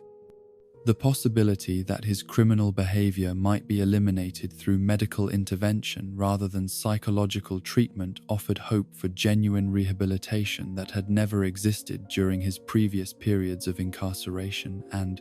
therapy. The period of mental clarity that followed the neurosurgical procedure was both liberating and terrifying for someone who had never experienced consciousness without the constant pressure of compulsive thoughts and behaviors. The absence of the internal drives that had shaped every decision and action for decades left Edward feeling simultaneously free and profoundly empty, as though fundamental aspects of his personality and identity had been surgically removed along with his pathological compulsions. The insights into his own psychological condition that became available during this period of enhanced mental clarity were both illuminating and devastating. As Edward was able to observe objectively for the first time the ways in which his compulsions had distorted his thinking and corrupted his relationships with others. The recognition that his criminal behavior had been driven more by neurological dysfunction than conscious choice challenged his understanding of personal responsibility, while also raising questions about the nature of identity and the crucial relationship between brain function and moral agency. The intellectual capabilities that remained intact following the surgical intervention were actually enhanced by the removal of the compulsive thoughts and behaviors that had previously consumed so much of his mental energy and attention. The analytical problems that he was able to solve during this period demonstrated levels of insight and creativity that exceeded even his previous achievements, suggesting that his criminal compulsions had actually been limiting rather than expressing his true intellectual potential. Yet the psychological satisfaction that Edward had expected to derive from finally achieving the mental clarity and control that had eluded him throughout his adult life proved to be disappointingly shallow and temporary. The absence of compulsive drives left him feeling purposeless and disconnected from the passionate intensity that had characterized both his criminal activities and his legitimate detective work, creating an emotional emptiness that no amount of intellectual achievement could fill. The gradual return of his compulsive behaviors following the temporary effects of the surgical intervention was experienced not as a relapse into pathological thinking, but as a restoration of essential aspects of his personality and identity that had been artificially suppressed. The familiar pressure to create puzzles and leave clues felt like the return of a fundamental part of himself that had been missing, regardless of the practical problems and self-destructive consequences that such behaviors inevitably created. The mixed feelings that Edward experienced regarding the return of his compulsions reflected the complex relationship between psychological dysfunction and personal identity that characterizes many forms of mental illness. The rational understanding that his riddle-leaving behavior was self-destructive and counterproductive to his stated goals was overwhelmed by the emotional reality that these compulsions were so fundamental to his sense of self, that their absence left him feeling incomplete and psychologically diminished. The aftermath of the Hush conspiracy and the temporary modification of his brain chemistry provided Edward with unprecedented insights into the nature of his condition, while also demonstrating the profound challenges involved in treating psychological disorders that are so deeply embedded in neurological structures and personal identity. The knowledge that his compulsions could be temporarily eliminated through medical intervention, yet ultimately reasserted themselves regardless of rational understanding or conscious intention, highlighted the complex relationship between brain function, psychological health, and personal agency. The implications of these experiences for Edward's future criminal career and his ongoing relationship with Batman were significant and lasting, as they provided him with a deeper understanding of his own motivations, while also demonstrating that his adversarial relationship with the Dark Knight served psychological functions that went beyond simple intellectual competition or criminal ambition. The recognition that his conflicts with Batman were driven by genuine emotional needs rather than merely pathological compulsions added layers of complexity to their relationship, while also suggesting possibilities for alternative forms of combat interaction that might satisfy those needs without requiring criminal activity. The legacy of Edward's experiences during the Identity Crisis and Hush storylines extended far beyond their immediate consequences to influence every subsequent aspect of his criminal career and psychological development. The knowledge of Batman's secret identity, combined with his newfound understanding of his own psychological condition, created opportunities for growth and change that had never existed during his earlier periods of criminal activity, yet also established new forms of internal conflict and moral complexity that would shape his future choices and actions. The dawn of the 21st century brought with it transformative changes in technology, communication, and social interaction that fundamentally altered the landscape in which criminal masterminds operated, forcing even the most psychologically rigid and methodologically conservative villains to adapt their approaches or risk becoming irrelevant relics of an analog age that no longer existed. For Edward Nygma, whose criminal identity had been forged in an era of handwritten riddles and mechanically constructed puzzles, the digital revolution represented both an unprecedented opportunity to expand the scope and sophistication of his intellectual challenges and a profound threat to the personal, intimate nature of the psychological warfare that had defined his relationship with Batman and the broader law enforcement community. The emergence of the internet as a dominant force in global communication created possibilities for riddle distribution and puzzle presentation that dwarfed anything Edward had been able to achieve through conventional media channels. During his earlier criminal career, the instantaneous worldwide reach of digital networks meant that a single cleverly crafted riddle could simultaneously challenge thousands of potential solvers while also generating the kind of mass attention and recognition that had always been one of his primary psychological motivations for criminal activity. Yet, the transition from analog to digital methodology was not merely a matter of technological upgrade, but required fundamental reconceptualization of the relationship between puzzle creator and solver that had always been central to Edward's criminal identity. The personal, intimate nature of his previous challenges, which had been designed specifically for Batman's analytical capabilities and psychological profile, was necessarily diluted when adapted for mass distribution to audiences whose intellectual capabilities and cultural backgrounds varied enormously. The first experiments that Edward conducted with internet-based riddle distribution during the late 1990s revealed both the enormous potential and the significant limitations of digital platforms for satisfying his complex duvious psychological needs. The viral nature of online puzzle sharing meant that his most sophisticated creations could reach audiences numbering in the millions within hours of their initial publication, generating levels of attention and discussion that exceeded anything he had achieved through conventional criminal schemes. The global nature of internet communication also introduced Edward to intellectual challenges and cultural perspectives that had been unavailable during his previous focus on Gotham-centric criminal activities. The riddles and puzzles submitted by international solvers demonstrated forms of creative thinking and analytical approaches that were shaped by educational systems and cultural traditions very different from his own, forcing him to expand his own intellectual horizons, while also providing inspiration for increasingly sophisticated and culturally diverse puzzle construction techniques. The development of Edward's first major cybercrime operations required him to master not only the technical aspects of computer programming and network security, but also the complex social dynamics that governed online communities and digital culture. The creation of elaborate interactive websites that could present riddles in multimedia formats while also tracking solver progress and maintaining secure communication channels demanded skills that went far beyond his previous expertise. in mechanical puzzle construction and traditional media manipulation.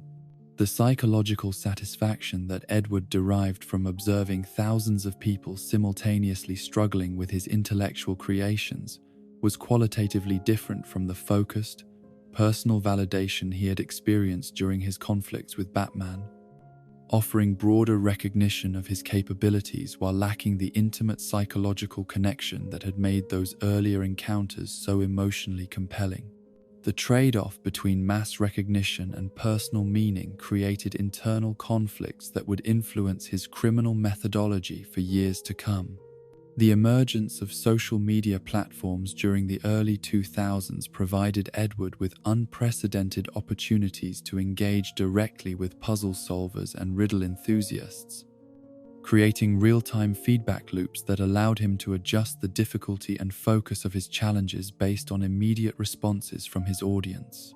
The ability to monitor discussion forums and comment threads gave him detailed insights into how his puzzles were being received and interpreted, enabling him to refine his techniques while also satisfying his compulsive need for recognition and intellectual validation. The viral marketing techniques that Edward developed for promoting his digital riddles demonstrated sophisticated understanding of internet culture and social media dynamics that rivaled the expertise of professional marketing consultants and advertising agencies. The carefully orchestrated release schedules, the strategic use of influencer networks, and the creation of artificial scarcity around puzzle solutions all reflected his recognition that success in the digital age required not just intellectual sophistication, but also mastery of the psychological and social mechanisms that drove online engagement and content sharing. The digital death traps that represented Edward's most ambitious attempts to combine his traditional criminal methodology with cutting-edge technology pushed the boundaries of what was possible using commercially available computer systems and network infrastructure. The elaborate websites that served as platforms for these deadly games incorporated real-time biometric monitoring, advanced artificial intelligence systems for puzzle generation and evaluation, and sophisticated security protocols designed to prevent outside interference with the deadly competitions he orchestrated. The victims selected for these digital death traps were chosen according to criteria that reflected Edward's evolved understanding of internet culture and social media dynamics, targeting influencers, content creators, and online personalities whose public personas and intellectual pretensions he found particularly offensive or threatening to his own sense of superiority. The public nature of these individuals' online presence provided him with detailed psychological profiles that enabled him to craft personalized challenges designed to exploit their specific weaknesses and insecurities. The integration of live streaming technology into Edward's digital death traps created unprecedented opportunities for real-time audience engagement and interactive puzzle solving that transformed his murderous games into global entertainment events that attracted millions of viewers despite their obviously criminal nature. The chat functions and viewer voting systems that he incorporated into these broadcasts enabled audiences to participate directly in the psychological torture of his victims, while also providing him with the kind of mass recognition and intellectual validation that his damaged psyche craved. The technical sophistication required to maintain secure, untraceable streaming platforms, while also integrating complex interactive features and real-time puzzle generation systems, demonstrated Edward's remarkable ability to master new technologies and adapt them to serve his psychological needs. The custom software applications that he developed for these projects incorporated cutting-edge approaches to cryptography, network security, and user interface design that would have been impressive achievements in legitimate technology development contexts. The psychological impact of having global audiences witness and participate in his intellectual demonstrations was more satisfying to Edward than any recognition he had received during his earlier criminal career. Yet it also created new forms of addiction and dependency that made it increasingly difficult for him to find satisfaction in smaller scale or more personal criminal activities. The adrenaline rush of knowing that millions of people were simultaneously focused on his intellectual creations became a drug that required increasingly elaborate and dangerous schemes to produce the same psychological effects. The law enforcement response to Edward's digital criminal activities revealed the significant challenges that traditional investigative techniques faced when confronted with crimes that existed primarily in virtual spaces and utilized rapidly evolving technologies that exceeded the technical expertise of most police departments. The jurisdictional complications created by crimes that could simultaneously affect victims and evidence located in dozens of different countries created legal obstacles that were often more effective at protecting Edward from capture than any security measures he had implemented. The collaboration between Edward and other tech-savvy criminals during this period reflected both his growing recognition that digital crime required specialized knowledge that no single individual could master completely, and his continued inability to work effectively in partnership with others due to his compulsive need to be recognized as the primary source of intellectual innovation and creative problem-solving. The partnerships that he entered into with hackers, programmers, and other cyber criminals were invariably short-lived and marked by conflicts over credit and recognition that undermined their effectiveness while also creating vulnerabilities that law enforcement could exploit. The evolution of Edward's digital personas and online identities during this period demonstrated sophisticated understanding of internet psychology and the ways that different platforms and communities rewarded different types of pieces of loaf, content and behavior. The various usernames, avatars, and posting styles that he adopted for different purposes were carefully crafted to maximize his influence and recognition within specific online communities, while also maintaining operational security that protected his real-world identity and criminal activities.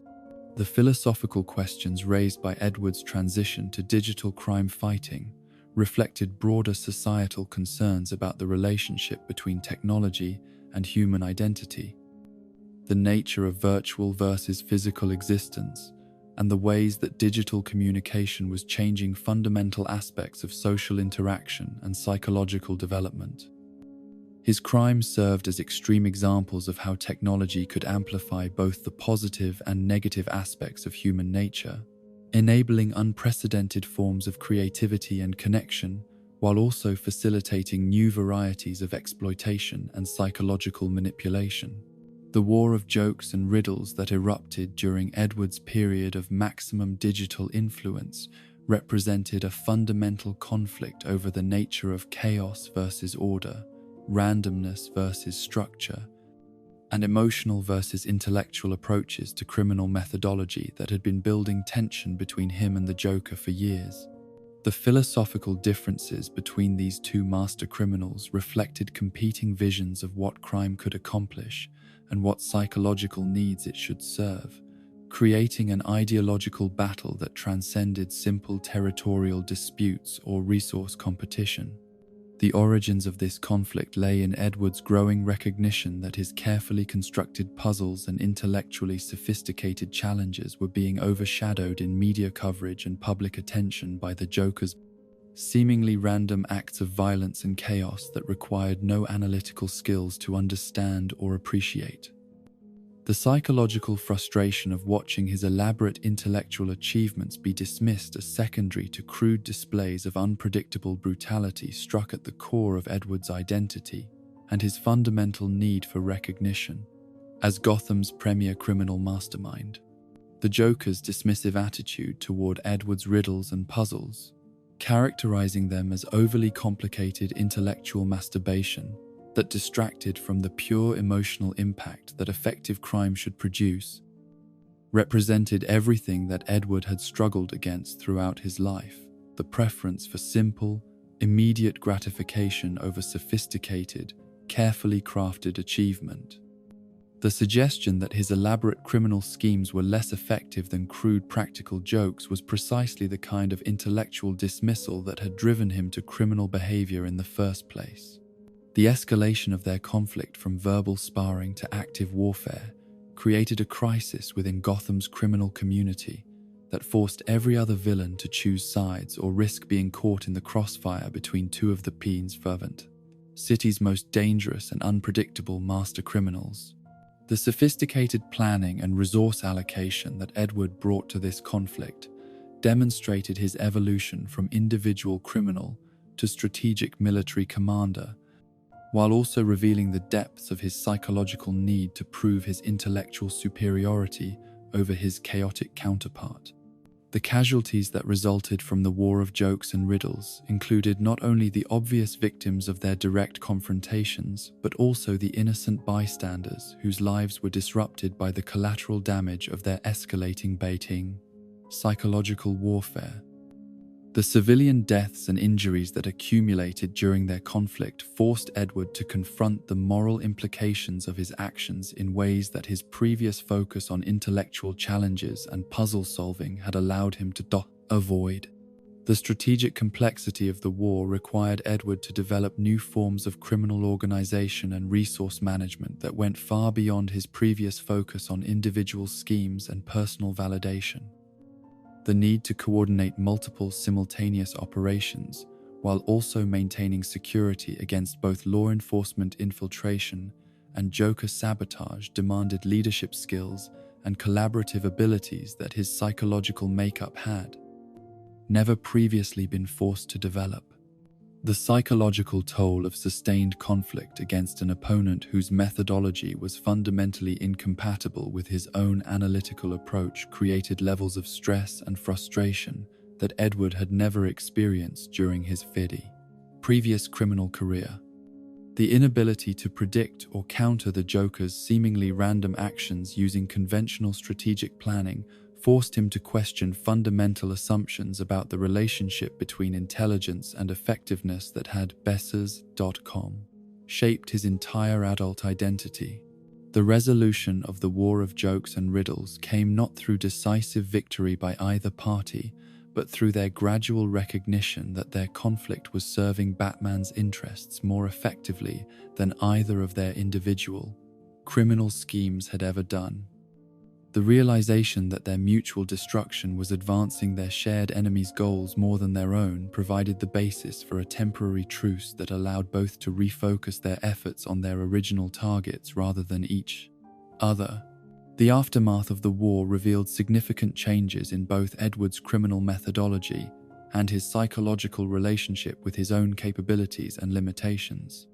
The experience of sustained strategic conflict had demonstrated that his intellectual abilities, while formidable, were not sufficient to guarantee success against opponents who operated according to entirely different principles and values. The humility that this recognition forced upon him was both psychologically devastating and potentially liberating, opening possibilities for growth and adaptation that his previous arrogance had made impossible. The impact of the war of jokes and riddles on Gotham's criminal landscape was profound and lasting, establishing new forms of territorial organization and resource sharing that would influence criminal activity in the city for years to come. The precedent of large-scale criminal warfare also provided Batman and law enforcement agencies with new insights into the vulnerabilities and limitations of coordinated criminal organizations that would prove valuable in future conflicts. The technological innovations that Edward developed during the war, including advanced communication systems, automated puzzle generation software, and sophisticated strategic planning algorithms, represented genuine advances in computer science and artificial intelligence that could have had significant legitimate applications if they had been developed in academic or commercial contexts rather than for criminal purposes. The waste of intellectual potential that this represented was characteristic of Edward's entire career, demonstrating how psychological damage and misdirected needs could transform exceptional capabilities into instruments of destruction rather than creation. The psychological analysis that Edward conducted of his own performance during the war revealed both strengths and weaknesses in his criminal methodology that would influence his future development as a master criminal. The recognition that his compulsive need for intellectual recognition could be exploited by clever opponents provided him with new insights into his own vulnerabilities, while also suggesting strategies for protecting himself against similar manipulation in future conflicts. The paradoxical journey that led Edward Nygma from the heights of criminal notoriety to the mundane corridors of legitimate private investigation represented one of the most psychologically complex transformations in the annals of criminal rehabilitation, a metamorphosis that challenged fundamental assumptions about the nature of evil, the possibility of redemption, and the tragic ways in which exceptional intellectual gifts could be both curse and salvation for minds damaged by decades of compulsive behavior and social alienation. The decision to abandon his criminal identity and establish himself as a consulting detective was not born from any sudden moral awakening or external pressure from law enforcement agencies, but rather from a gradual recognition that his analytical capabilities might find more sustainable satisfaction through constructive applications than through the endless cycle of elaborate criminal schemes followed by inevitable capture and imprisonment. The transition from master criminal to private investigator began during one of Edward's periodic incarcerations at Arkham Asylum, when a particularly perceptive psychiatrist suggested that his compulsive puzzle-creating behavior and his exceptional deductive abilities were essentially the same intellectual gifts that made legendary detectives so effective at solving cases that baffled conventional investigators. The suggestion that he might be able to satisfy his psychological needs for recognition and intellectual challenge through legitimate detective work rather than criminal schemes was initially dismissed as naive therapeutic optimism, yet the seed of possibility that was planted during those sessions gradually grew into genuine curiosity about whether such a transformation might actually be achievable. The practical challenges involved in establishing credibility as a private investigator when one's previous career had consisted entirely of elaborate criminal schemes were enormous and seemingly insurmountable, requiring Edward to overcome not only legal obstacles and regulatory requirements but also the far more daunting task of convincing potential clients that someone who had spent decades terrorizing Gotham through puzzle-based crimes could be trusted to work on their behalf rather than exploit their vulnerabilities for personal gain.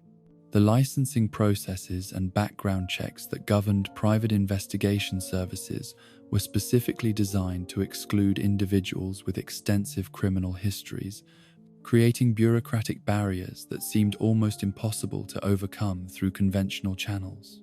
The breakthrough that made Edward's transition to legitimate detective work possible came through his recognition that his unique combination of criminal experience and analytical capabilities provided him with insights into criminal methodology and psychological profiling that were unavailable to investigators who had never operated on the other side of the law. The detailed understanding of criminal planning, security vulnerabilities, and psychological manipulation techniques that he had acquired during his years as the Riddler could be powerful tools for solving cases that had proven intractable to conventional investigative approaches, provided he could find ways to market these capabilities that emphasized their constructive potential rather than their criminal origins.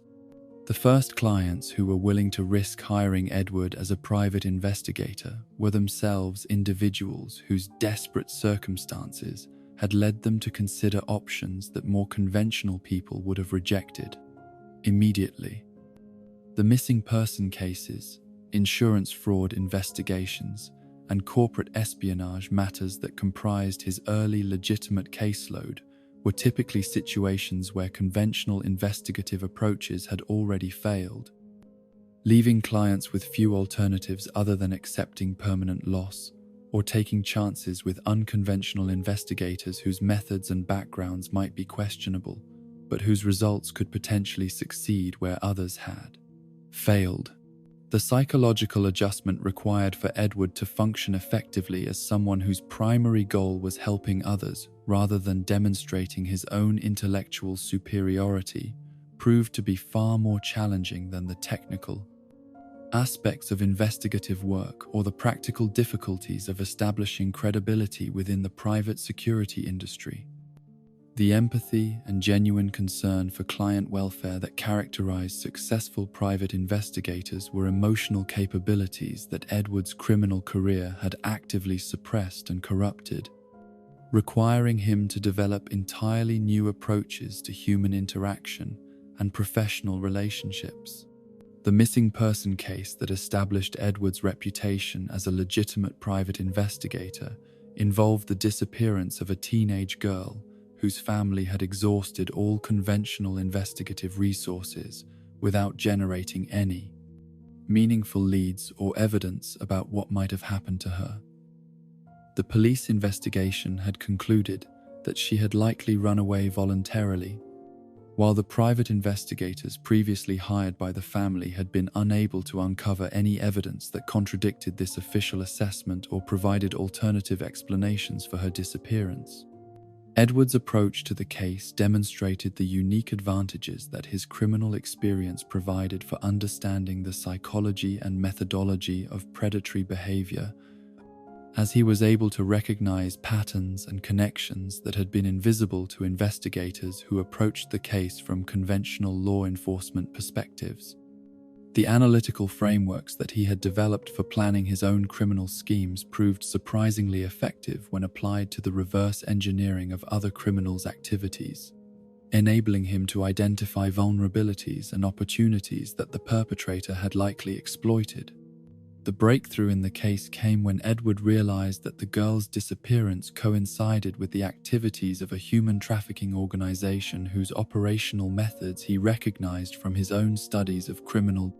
enterprises during his years as a master villain. The specific techniques used to identify and isolate potential victims, the timing and location selection for abductions, and the sophisticated methods employed to avoid law enforcement detection all reflected organizational capabilities and strategic planning that conventional investigators had not considered because they assumed they were dealing with a simple runaway situation rather than coordinated criminal activity.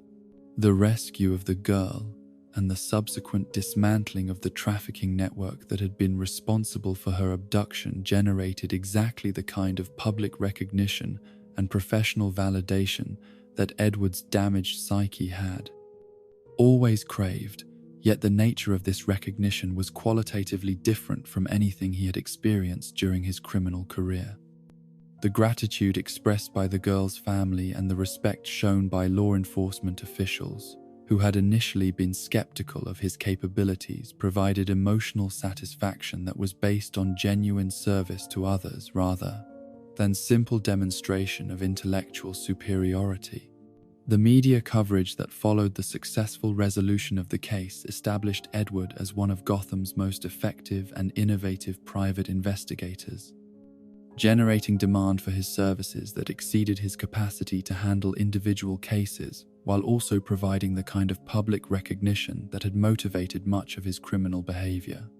The newspaper articles and television interviews that analyzed his investigative methodology and celebrated his transformation from criminal to crime fighter offered the intellectual validation that he had sought for decades,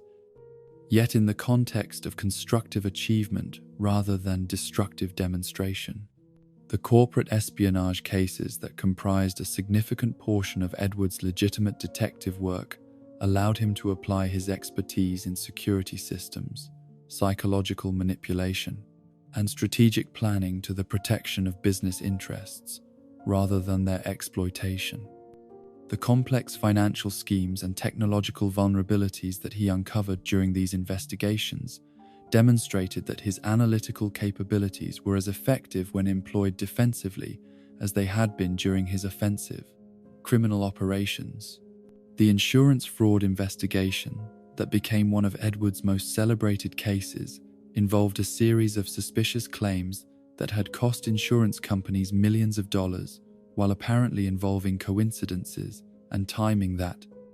seemed too convenient to be genuine, yet were sufficiently complex and well documented that conventional investigators had been unable to identify specific evidence of fraudulent activity. The sophisticated nature of the scheme suggested coordination and planning that exceeded the capabilities of typical insurance fraud, yet the perpetrators had been careful to ensure that each individual claim appeared legitimate when examined in isolation. Edward's breakthrough in the case came from his recognition that the pattern of claims reflected the same kind of strategic thinking and long-term planning that characterized his own criminal schemes. With multiple layers of misdirection and redundant security measures designed to protect the core conspiracy from detection, even if individual elements were compromised. The analytical approach that he applied to reverse engineering the fraud scheme was essentially the same methodology he had used to plan his own crimes, adapted for defensive rather than offensive purposes. The exposure of the insurance fraud ring and the recovery of millions of dollars in fraudulent payments generated professional recognition that established Edward as one of the most sought-after investigators in the field of financial crime, attracting clients from across the country who were dealing with complex cases that had proven resistant to conventional investigative approaches. The success of these cases provided both financial security and professional satisfaction that had been unavailable during his criminal career, suggesting that legitimate success might be achievable if he could maintain his commitment to constructive applications of his abilities. The psychological challenges that Edward faced during his period as a successful private investigator were far more subtle and insidious than the obvious practical obstacles involved in establishing credibility and building a client base. The collaborative nature of legitimate investigative work, which required coordination with law enforcement agencies, cooperation with other private investigators, and regular consultation with subject matter experts, challenged his fundamental need to be recognized as the sole source of brilliant insights and innovative solutions. The credit sharing that was inherent in professional detective work, where successful case resolution typically involved contributions from multiple individuals with different areas of expertise, proved to be psychologically difficult for someone whose entire identity was built upon being acknowledged as intellectually superior to everyone around him. The recognition that other investigators possessed complementary skills and knowledge that were essential for case success challenged Edward's narcissistic assumptions about his own capabilities, while also suggesting that his exceptional abilities might be more valuable when employed as part of collaborative efforts rather than as demonstrations of individual superiority. The relationships with law enforcement officials that developed during Edward's legitimate career were complex and often strained, as many officers remained suspicious of his motivations and skeptical about the permanence of his reformation, despite his obvious effectiveness at solving cases that had baffled their own investigations. The professional courtesy and mutual respect that gradually developed between Edward and some members of the police community provided emotional satisfaction that was different from but potentially more sustainable than the adversarial relationships that had characterized his criminal career. The consultation work that Edward began providing to law enforcement agencies on cases involving particularly sophisticated criminal schemes represented a form of professional recognition that directly addressed his need for intellectual validation while also serving constructive purposes that benefited society rather than threatening it. The insights he provided into criminal psychology and methodology were based on his own extensive experience as a master criminal, yet were now being employed to protect potential victims rather than to create more effective criminal enterprises. The psychological profiling services that Edward developed during this period demonstrated his sophisticated understanding of the relationship between intellectual capabilities and criminal behavior, drawing on his own experiences and observations to create analytical frameworks that were more effective than conventional approaches at identifying and predicting the behavior of intellectually sophisticated criminals. The success of these profiling techniques in assisting law enforcement agencies with complex cases provided professional validation that was based on genuine expertise and constructive contribution rather than simply clever manipulation or elaborate demonstration. The inevitable return to criminal behavior that ended Edward's career as a private investigator was precipitated not by external pressures or professional failures, but by the resurgence of psychological compulsions that had remained dormant during his period of legitimate success. The riddles and puzzles that began appearing in his case files were initially rationalized as necessary analytical tools, yet gradually evolved into the same self-destructive clue-leaving behavior that had defined his criminal identity for decades.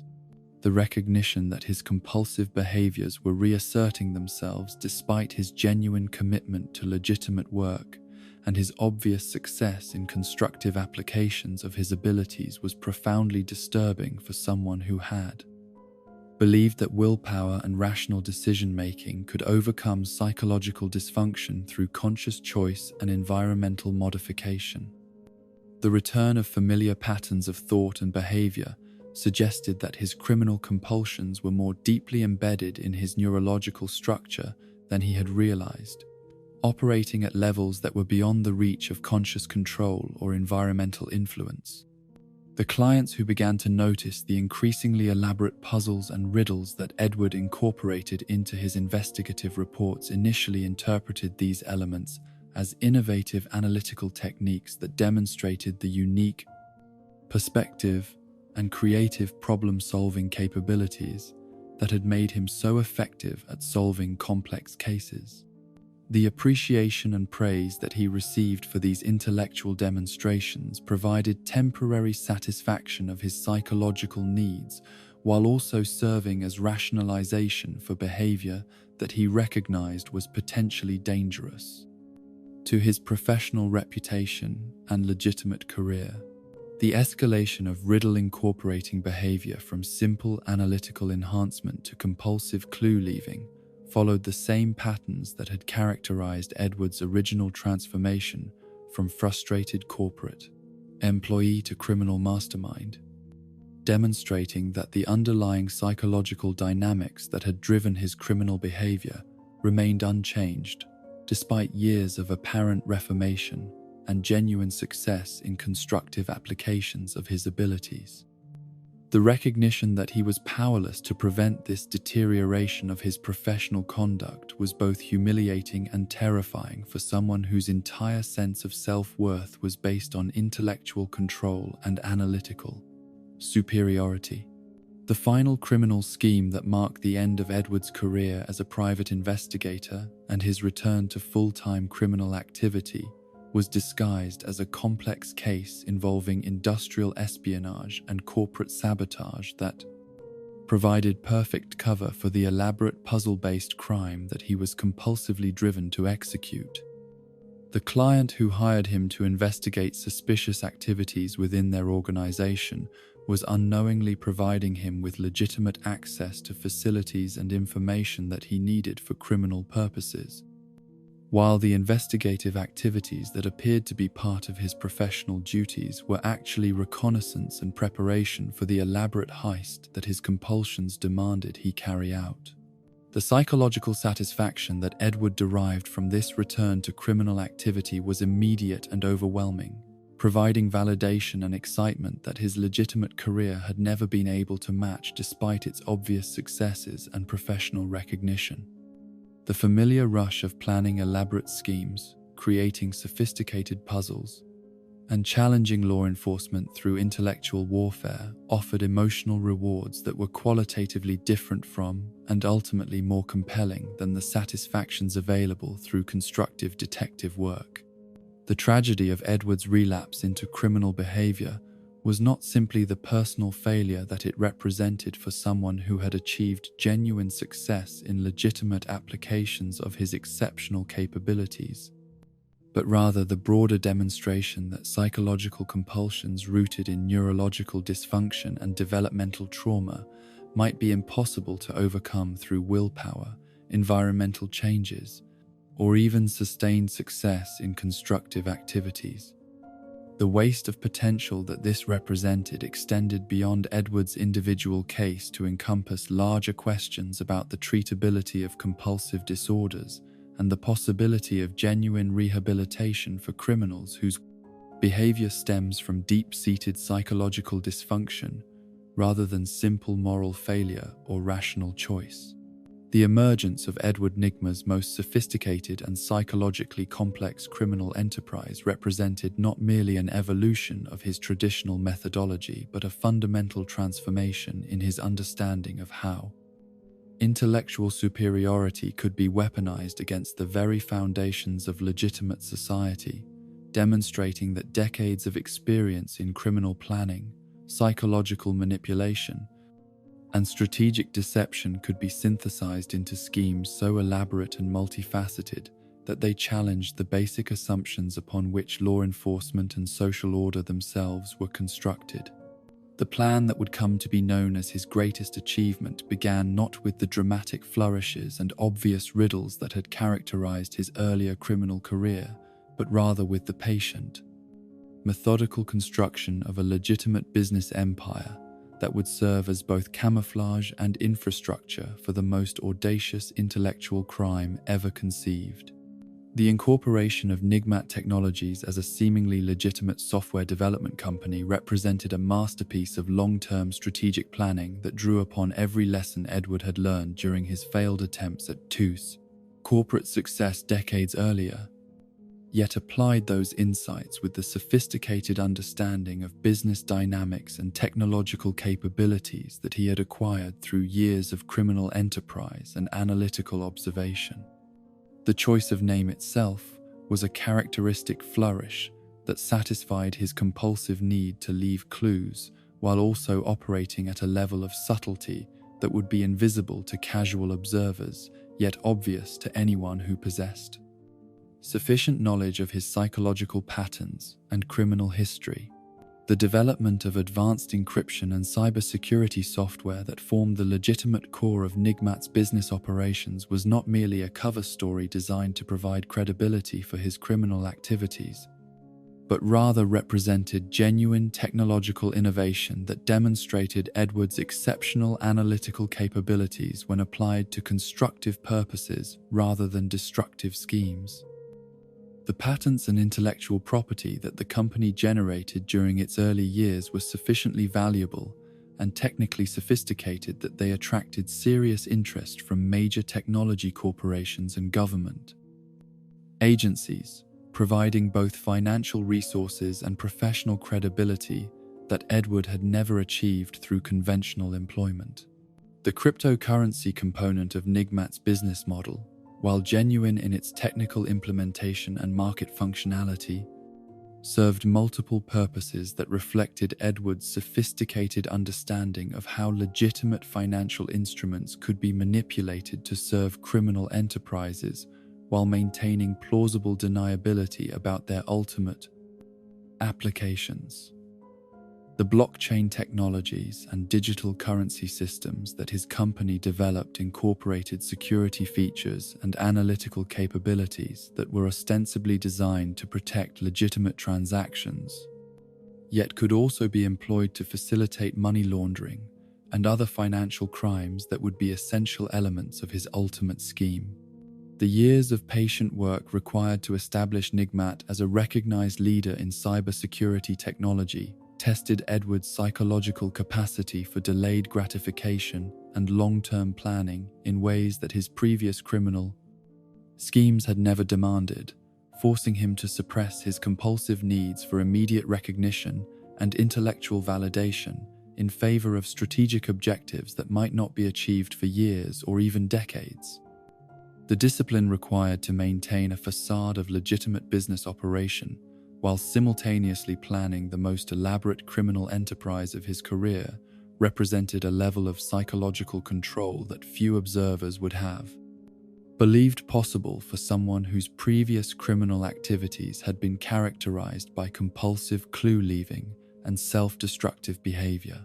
The recruitment and management of legitimate employees who possessed the technical expertise necessary to develop cutting-edge cybersecurity software while remaining unaware of the criminal applications for which their work was ultimately intended required Edward to master entirely new forms of psychological manipulation and organizational leadership that went far beyond his previous experience with criminal minions and temporary associates. The creation of a corporate culture that encouraged innovation and dedication while maintaining operational security about the company's true purposes demanded sophisticated understanding of human psychology and group dynamics that demonstrated his continued intellectual development despite his fundamentally criminal motivations. The public persona that Edward constructed as the chief executive officer of a successful technology company represented perhaps his greatest achievement in psychological manipulation and identity management, requiring him to suppress every aspect of his natural personality and behavioral patterns that might suggest connections to his criminal alter ego. The public speeches, media interviews, and professional networking activities that were necessary for maintaining his legitimate business identity forced him to interact with exactly the kinds of successful, intellectually accomplished individuals whose achievements had always triggered his deepest psychological insecurities and competitive impulses.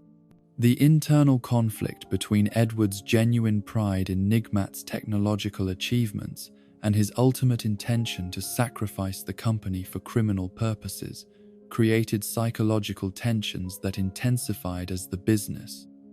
became more successful and his employees became more personally invested in their work. The recognition that his eventual revelation as the Riddler would destroy not only his own carefully constructed legitimate identity, but also the careers and financial security of dozens of innocent employees added moral complexity to his criminal planning that had been absent from his previous schemes. The partnership with the Court of Owls that provided Edward with the political connections and institutional support necessary to expand Nigmat's influence throughout Gotham's business and governmental communities represented a calculated risk that demonstrated his sophisticated understanding of how criminal organizations could cooperate when their interests aligned, while also maintaining sufficient independence to pursue their own specific objectives. The court's interest in Nigmat's cybersecurity capabilities was driven by their recognition that control of information and communication systems would be essential for maintaining their shadowy influence over Gotham's blesties, political and economic structures in an increasingly digital world. The infiltration of Leonard Null into Edward's organization as a representative of the Court of Owls created layers of deception and manipulation that satisfied Edward's psychological need for complex, multi-layered schemes while also providing him with access to resources and capabilities that would have been impossible to acquire through purely criminal channels. The relationship between Edward and Leonard was characterized by mutual awareness of each other's deceptive nature and hidden agendas, creating a form of intellectual warfare that operated beneath the surface of their apparent business partnership. The discovery that Leonard was actually a Russian intelligence operative whose ultimate loyalty was to foreign interests rather than the Court of Owls added additional layers of complexity to the conspiracy that Edward had helped to create, demonstrating how sophisticated criminal schemes could develop emergent properties and unintended consequences that exceeded even their creators' analytical capabilities. The realization that he had inadvertently provided foreign intelligence services with access to some of America's most sensitive cybersecurity technologies forced Edward to confront the broader implications of his criminal activities in ways that his previous focus on personal validation and intellectual demonstration had never required. The development of mind control technology that represented the most scientifically advanced aspect of Edward's greatest scheme drew upon research and development work that had been conducted by various criminal and governmental organizations over decades, yet represented genuine innovation in the application of neuroscience and psychology to the manipulation of human behavior and decision-making processes. The glasses that served as the delivery mechanism for these mind control capabilities were marvels of miniaturization and technological integration that incorporated advances in materials science, electronics, and biometrics that would have been impossible to achieve without the resources and legitimate cover that Nigmat's business operations provided. The decision to test the mind control technology on James Gordon, one of Gotham's most respected and psychologically stable law enforcement officials, represented both a demonstration of the technology's capabilities and a personal act of revenge against someone who had consistently opposed Edward's criminal activities with competence and moral authority that he found particularly threatening. The selection of Gordon as a test subject also served strategic purposes, as his involvement in a high-profile murder would create exactly the kind of chaos and institutional distrust that would be necessary for the broader aspects of Edward's plan to succeed. The manipulation of Gordon through subtle psychological conditioning and chemical influence that preceded the actual murder demonstrated Edward's sophisticated understanding of how human behavior could be modified through techniques that operated below the threshold of conscious awareness, making the victim complicit in actions that contradicted their fundamental values and moral principles. The tragedy of Gordon's situation was compounded by the fact that his genuine love for the mayor's wife and his sincere desire to protect her from an abusive marriage made him psychologically vulnerable to manipulation that a braver, more emotionally detached individual might have resisted. The murder of Mayor Hill, that served as the centerpiece of Edward's psychological manipulation experiment, was designed not merely to eliminate a political obstacle, but to demonstrate the precision and sophistication of his mind control technology, while also creating the kind of high-profile criminal investigation that would test Batman's deductive abilities under conditions of maximum emotional stress and institutional pressure.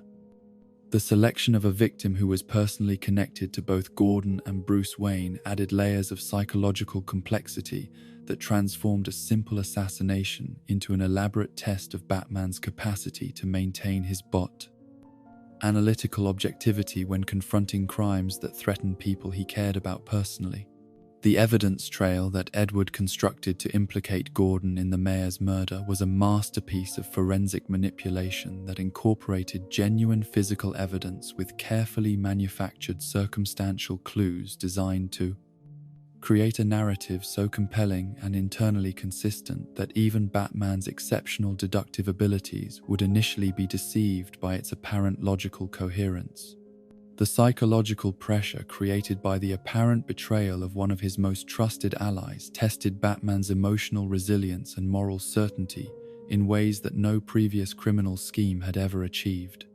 The revelation that Gordon's actions had been the result of technological manipulation rather than personal choice provided Batman with both relief about his friend's fundamental moral character and disturbing insights into how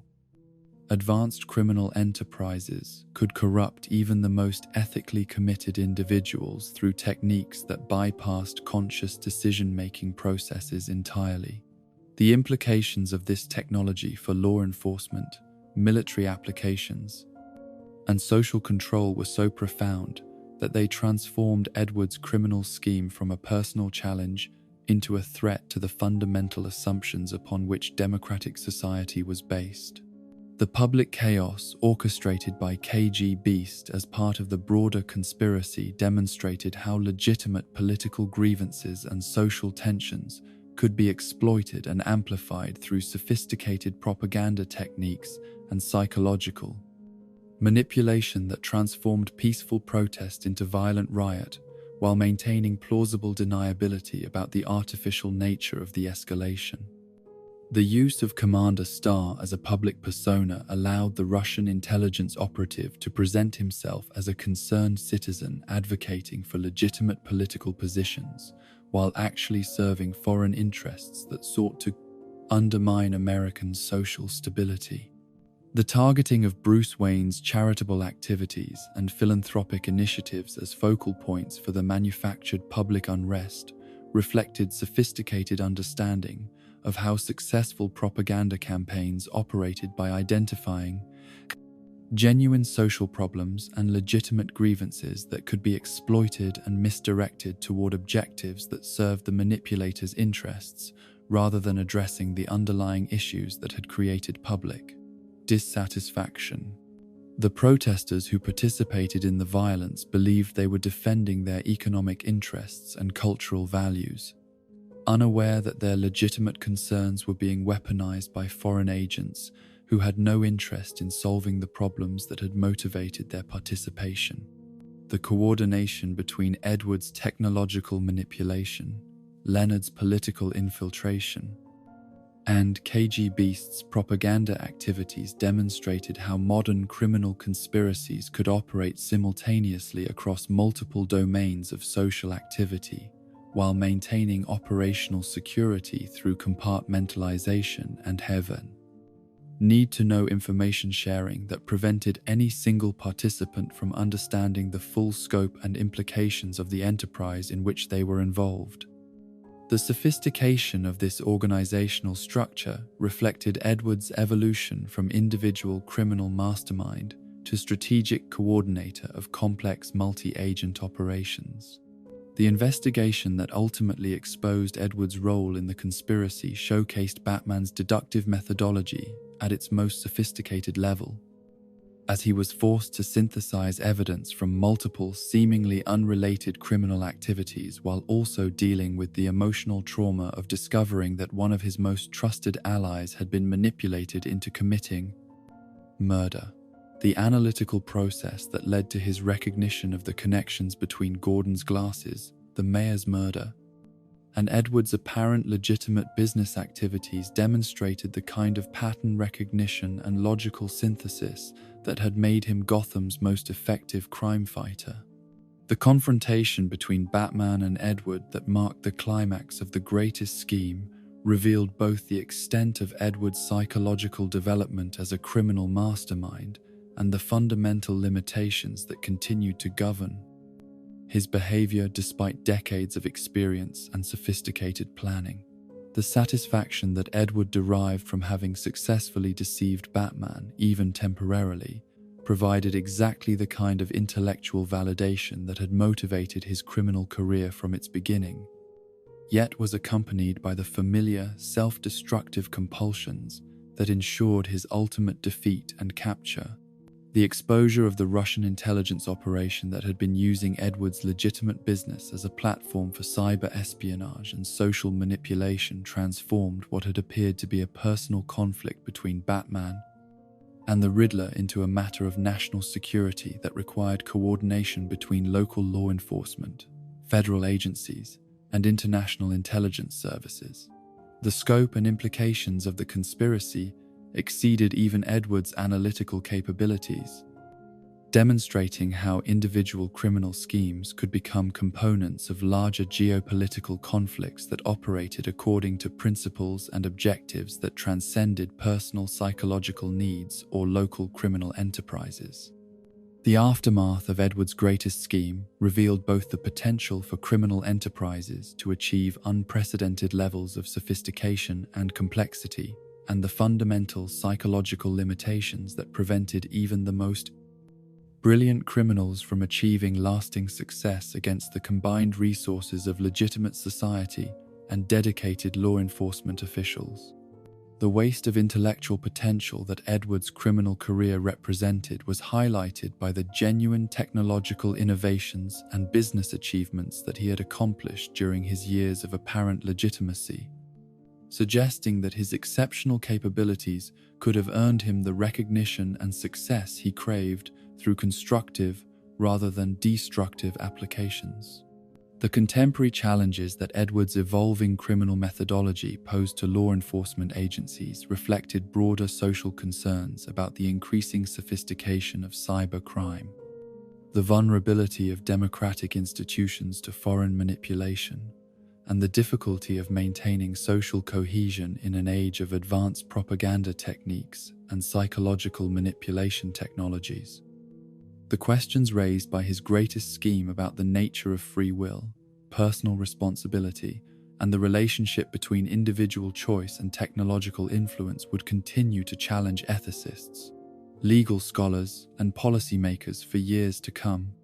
The enduring nature of Edward's compulsions, despite his obvious intellectual growth and strategic sophistication, demonstrated the profound challenges involved in treating psychological disorders that were rooted in fundamental aspects of personality and neurological structure, rather than simple behavioral patterns that could be modified through conventional therapeutic interventions. The tragedy of his continued criminal behavior, despite his apparent capacity for legitimate success, highlighted the complex relationship between exceptional intellectual capabilities and psychological health, suggesting that genius alone was insufficient to overcome the developmental trauma and emotional damage that had shaped his criminal identity. The legacy of Edward's greatest scheme within the chronicles of Batman's adversaries was significant not merely because of its sophistication and scope, but because it demonstrated how traditional criminal archetypes could evolve and adapt to contemporary social conditions and technological capabilities, while retaining the fundamental psychological characteristics that had originally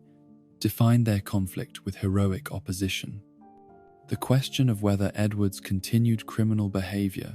represented unchangeable aspects of his psychological makeup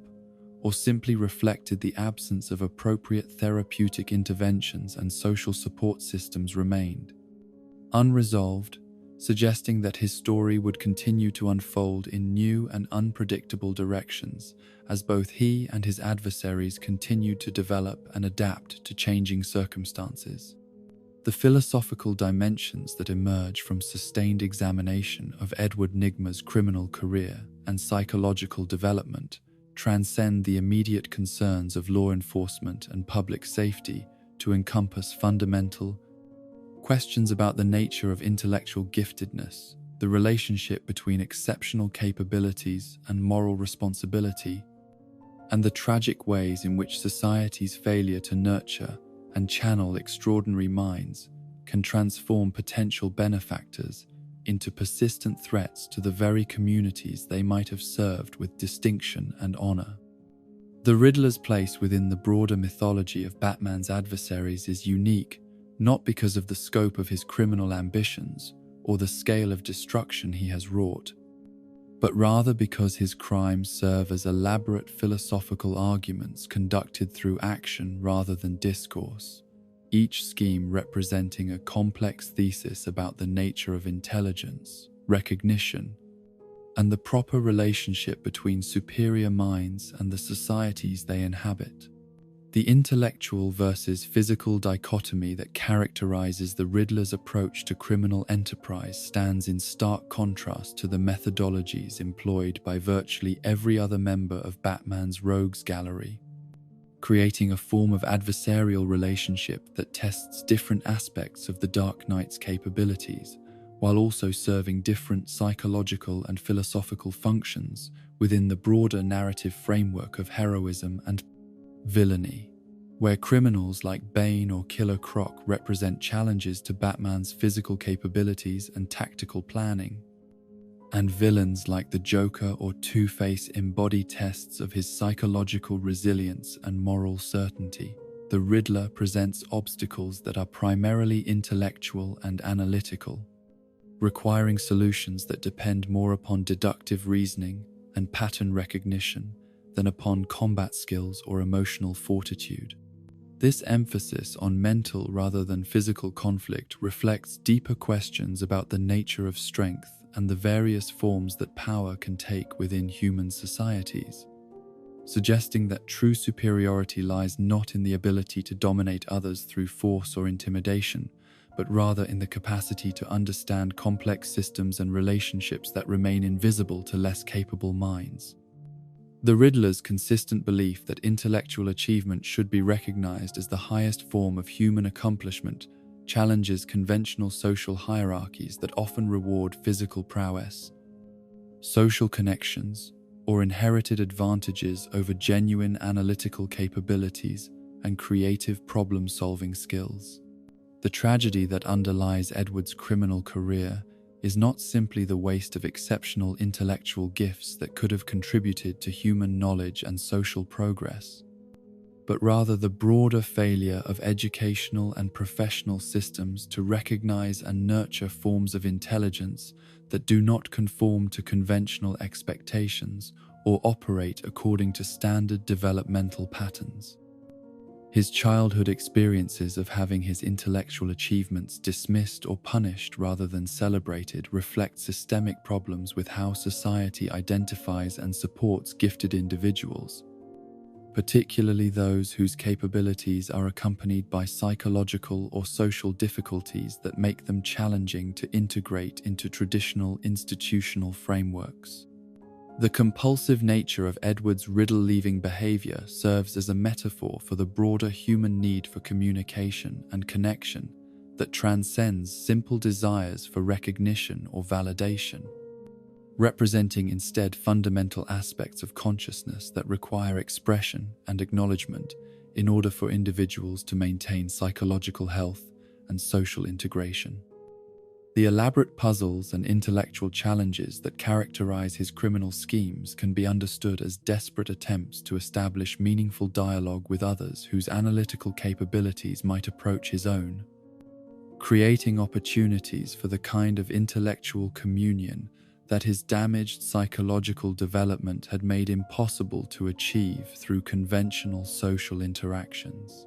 The relationship between the Riddler and Batman represents one of the most psychologically complex and philosophically significant adversarial partnerships in all of literature, embodying eternal tensions between order and chaos,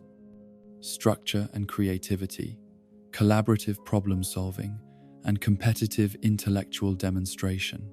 Their conflicts serve as laboratories for exploring questions about the nature of justice, the proper application of exceptional capabilities, and the ways that damaged minds can find redemption through engagement with others who possess both the intelligence to understand their psychological needs and the moral clarity to channel those needs toward constructive rather than destructive purposes. The respect that develops between these two master strategists transcends their obvious differences in methodology and moral orientation to encompass recognition of shared intellectual capabilities and common commitment to excellence in Baydology, their respective fields, creating a form of professional appreciation that exists independently of their adversarial positions. Batman's consistent efforts to rehabilitate rather than simply punish the Riddler reflect his understanding that Edward's criminal behavior stems from psychological dysfunction rather than fundamental evil,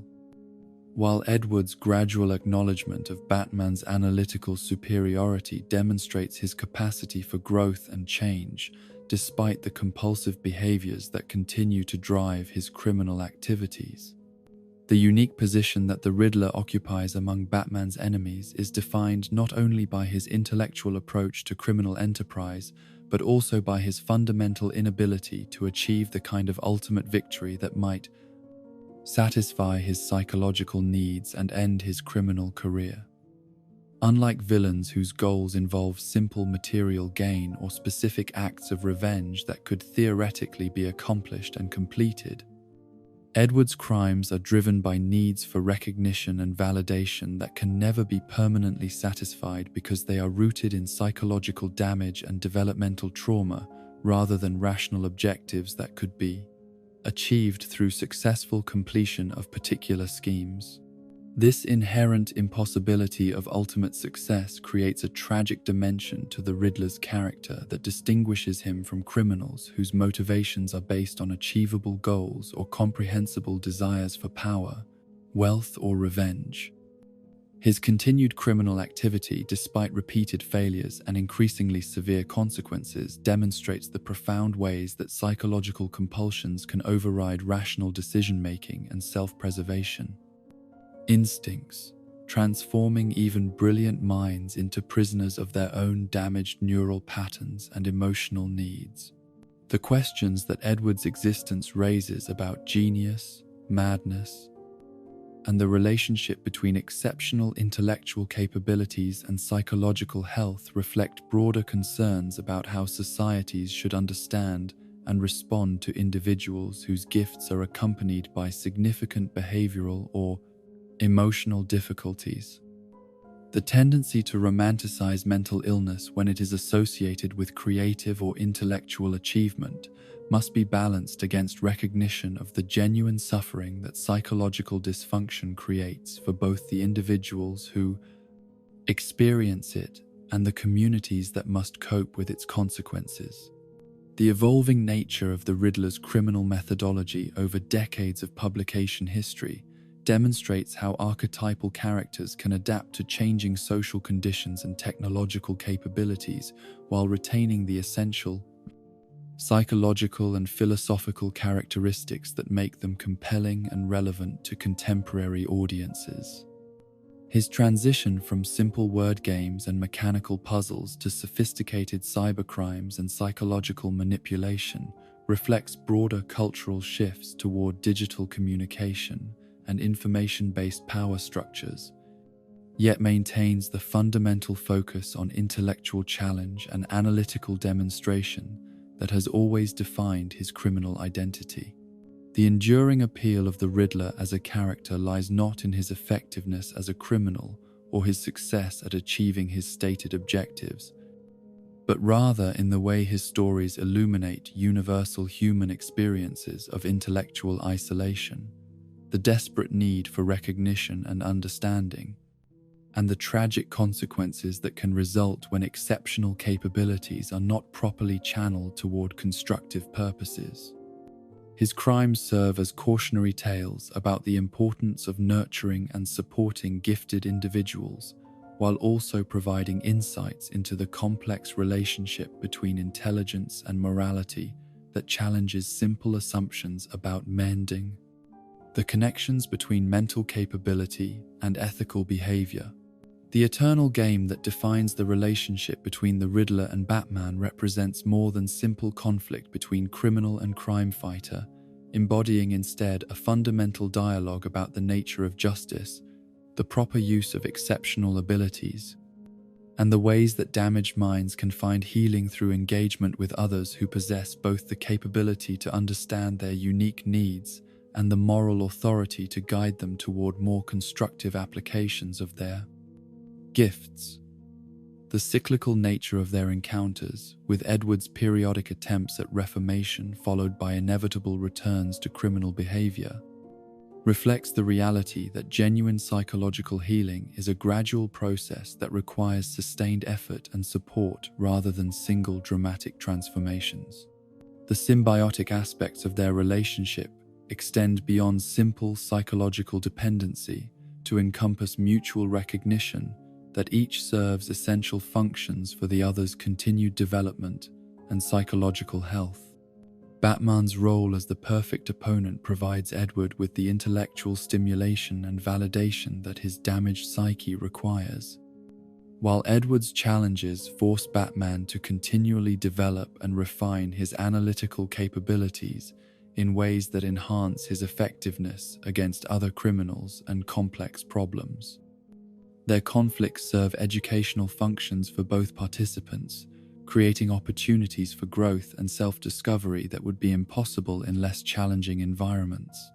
The question of whether Edward could exist meaningfully without Batman as his primary intellectual opponent touches on fundamental issues about the nature of identity and the ways that individuals define themselves in relation to others,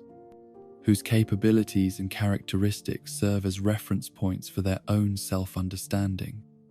The possibility that his criminal behavior is motivated less by inherent malice than by the absence of appropriate outlets for his exceptional abilities suggests that his continued villainy might be preventable through social changes that provided better support systems for intellectually gifted individuals with complex psychological needs. The legacy of the Riddler within the broader context of Batman mythology extends beyond his individual criminal schemes to encompass his role as a representative of intellectual crime and analytical challenge that tests different aspects of heroism than those examined by more conventional villains. His presence within Batman's rogues gallery ensures that the Dark Knight must maintain and develop his deductive capabilities alongside his physical and tactical skills, creating a more complete and well-rounded heroic persona that can address the full spectrum of challenges that criminal enterprise can present. The continuing evolution of Edward's character across different media and interpretations reflects both the enduring relevance of the psychological and philosophical questions that his existence raises and the flexibility of his basic concept to accommodate different creative visions and cultural contexts. Whether portrayed as a relatively harmless puzzle-obsessed criminal or as a dangerous terrorist whose intellectual capabilities pose genuine threats to social stability, the essential elements of his character remain consistent in their focus on the relationship between intelligence, recognition, and the proper channels for exceptional human capabilities. The ultimate significance of the Riddler's place in comic book mythology lies not in his success or failure as a criminal mastermind, but rather in his function as a mirror that reflects both the potential and the dangers inherent in exceptional intellectual gifts when they are not properly understood, nurtured, and directed toward constructive purposes. His story serves as both warning and inspiration, demonstrating how even the most damaged minds retain the potential for redemption and positive contribution if they can find appropriate support systems and meaningful outlets for their unique capabilities and psychological needs. And so concludes our journey through the labyrinthine mind of Edward Nygma, the man whose desperate hunger for intellectual recognition transformed him into one of Gotham's most enduring and psychologically complex adversaries. In his riddles and schemes, we have witnessed not merely the machinations of a criminal genius, but the profound tragedy of a brilliant mind imprisoned by compulsions it could analyze but never overcome, forever seeking validation through the very acts that ensured its destruction. The Riddler's tale serves as a haunting meditation on the double-edged nature of exceptional intelligence, revealing how the same analytical gifts that might have elevated humanity can become instruments of isolation and self-destruction when corrupted by psychological wounds that never properly healed. His questions echo through Gotham's shadows, not as mere criminal challenges, but as cries for understanding from a soul that learned to communicate only through elaborate games of intellectual superiority and defeat. In the eternal dance between riddle and solution, between the wounded genius and the detective who understands him, lies one of the most poignant relationships in all mythology. A reminder that even the most brilliant minds are ultimately human, seeking connection and recognition in the only ways their damaged psyches know how to express such fundamental needs. Rest now, guardian of mysteries, knowing that some puzzles are solved not through clever deduction but through compassion, and that the greatest riddle of all remains the human heart's capacity for both creation and destruction, wisdom and folly, hope and despair.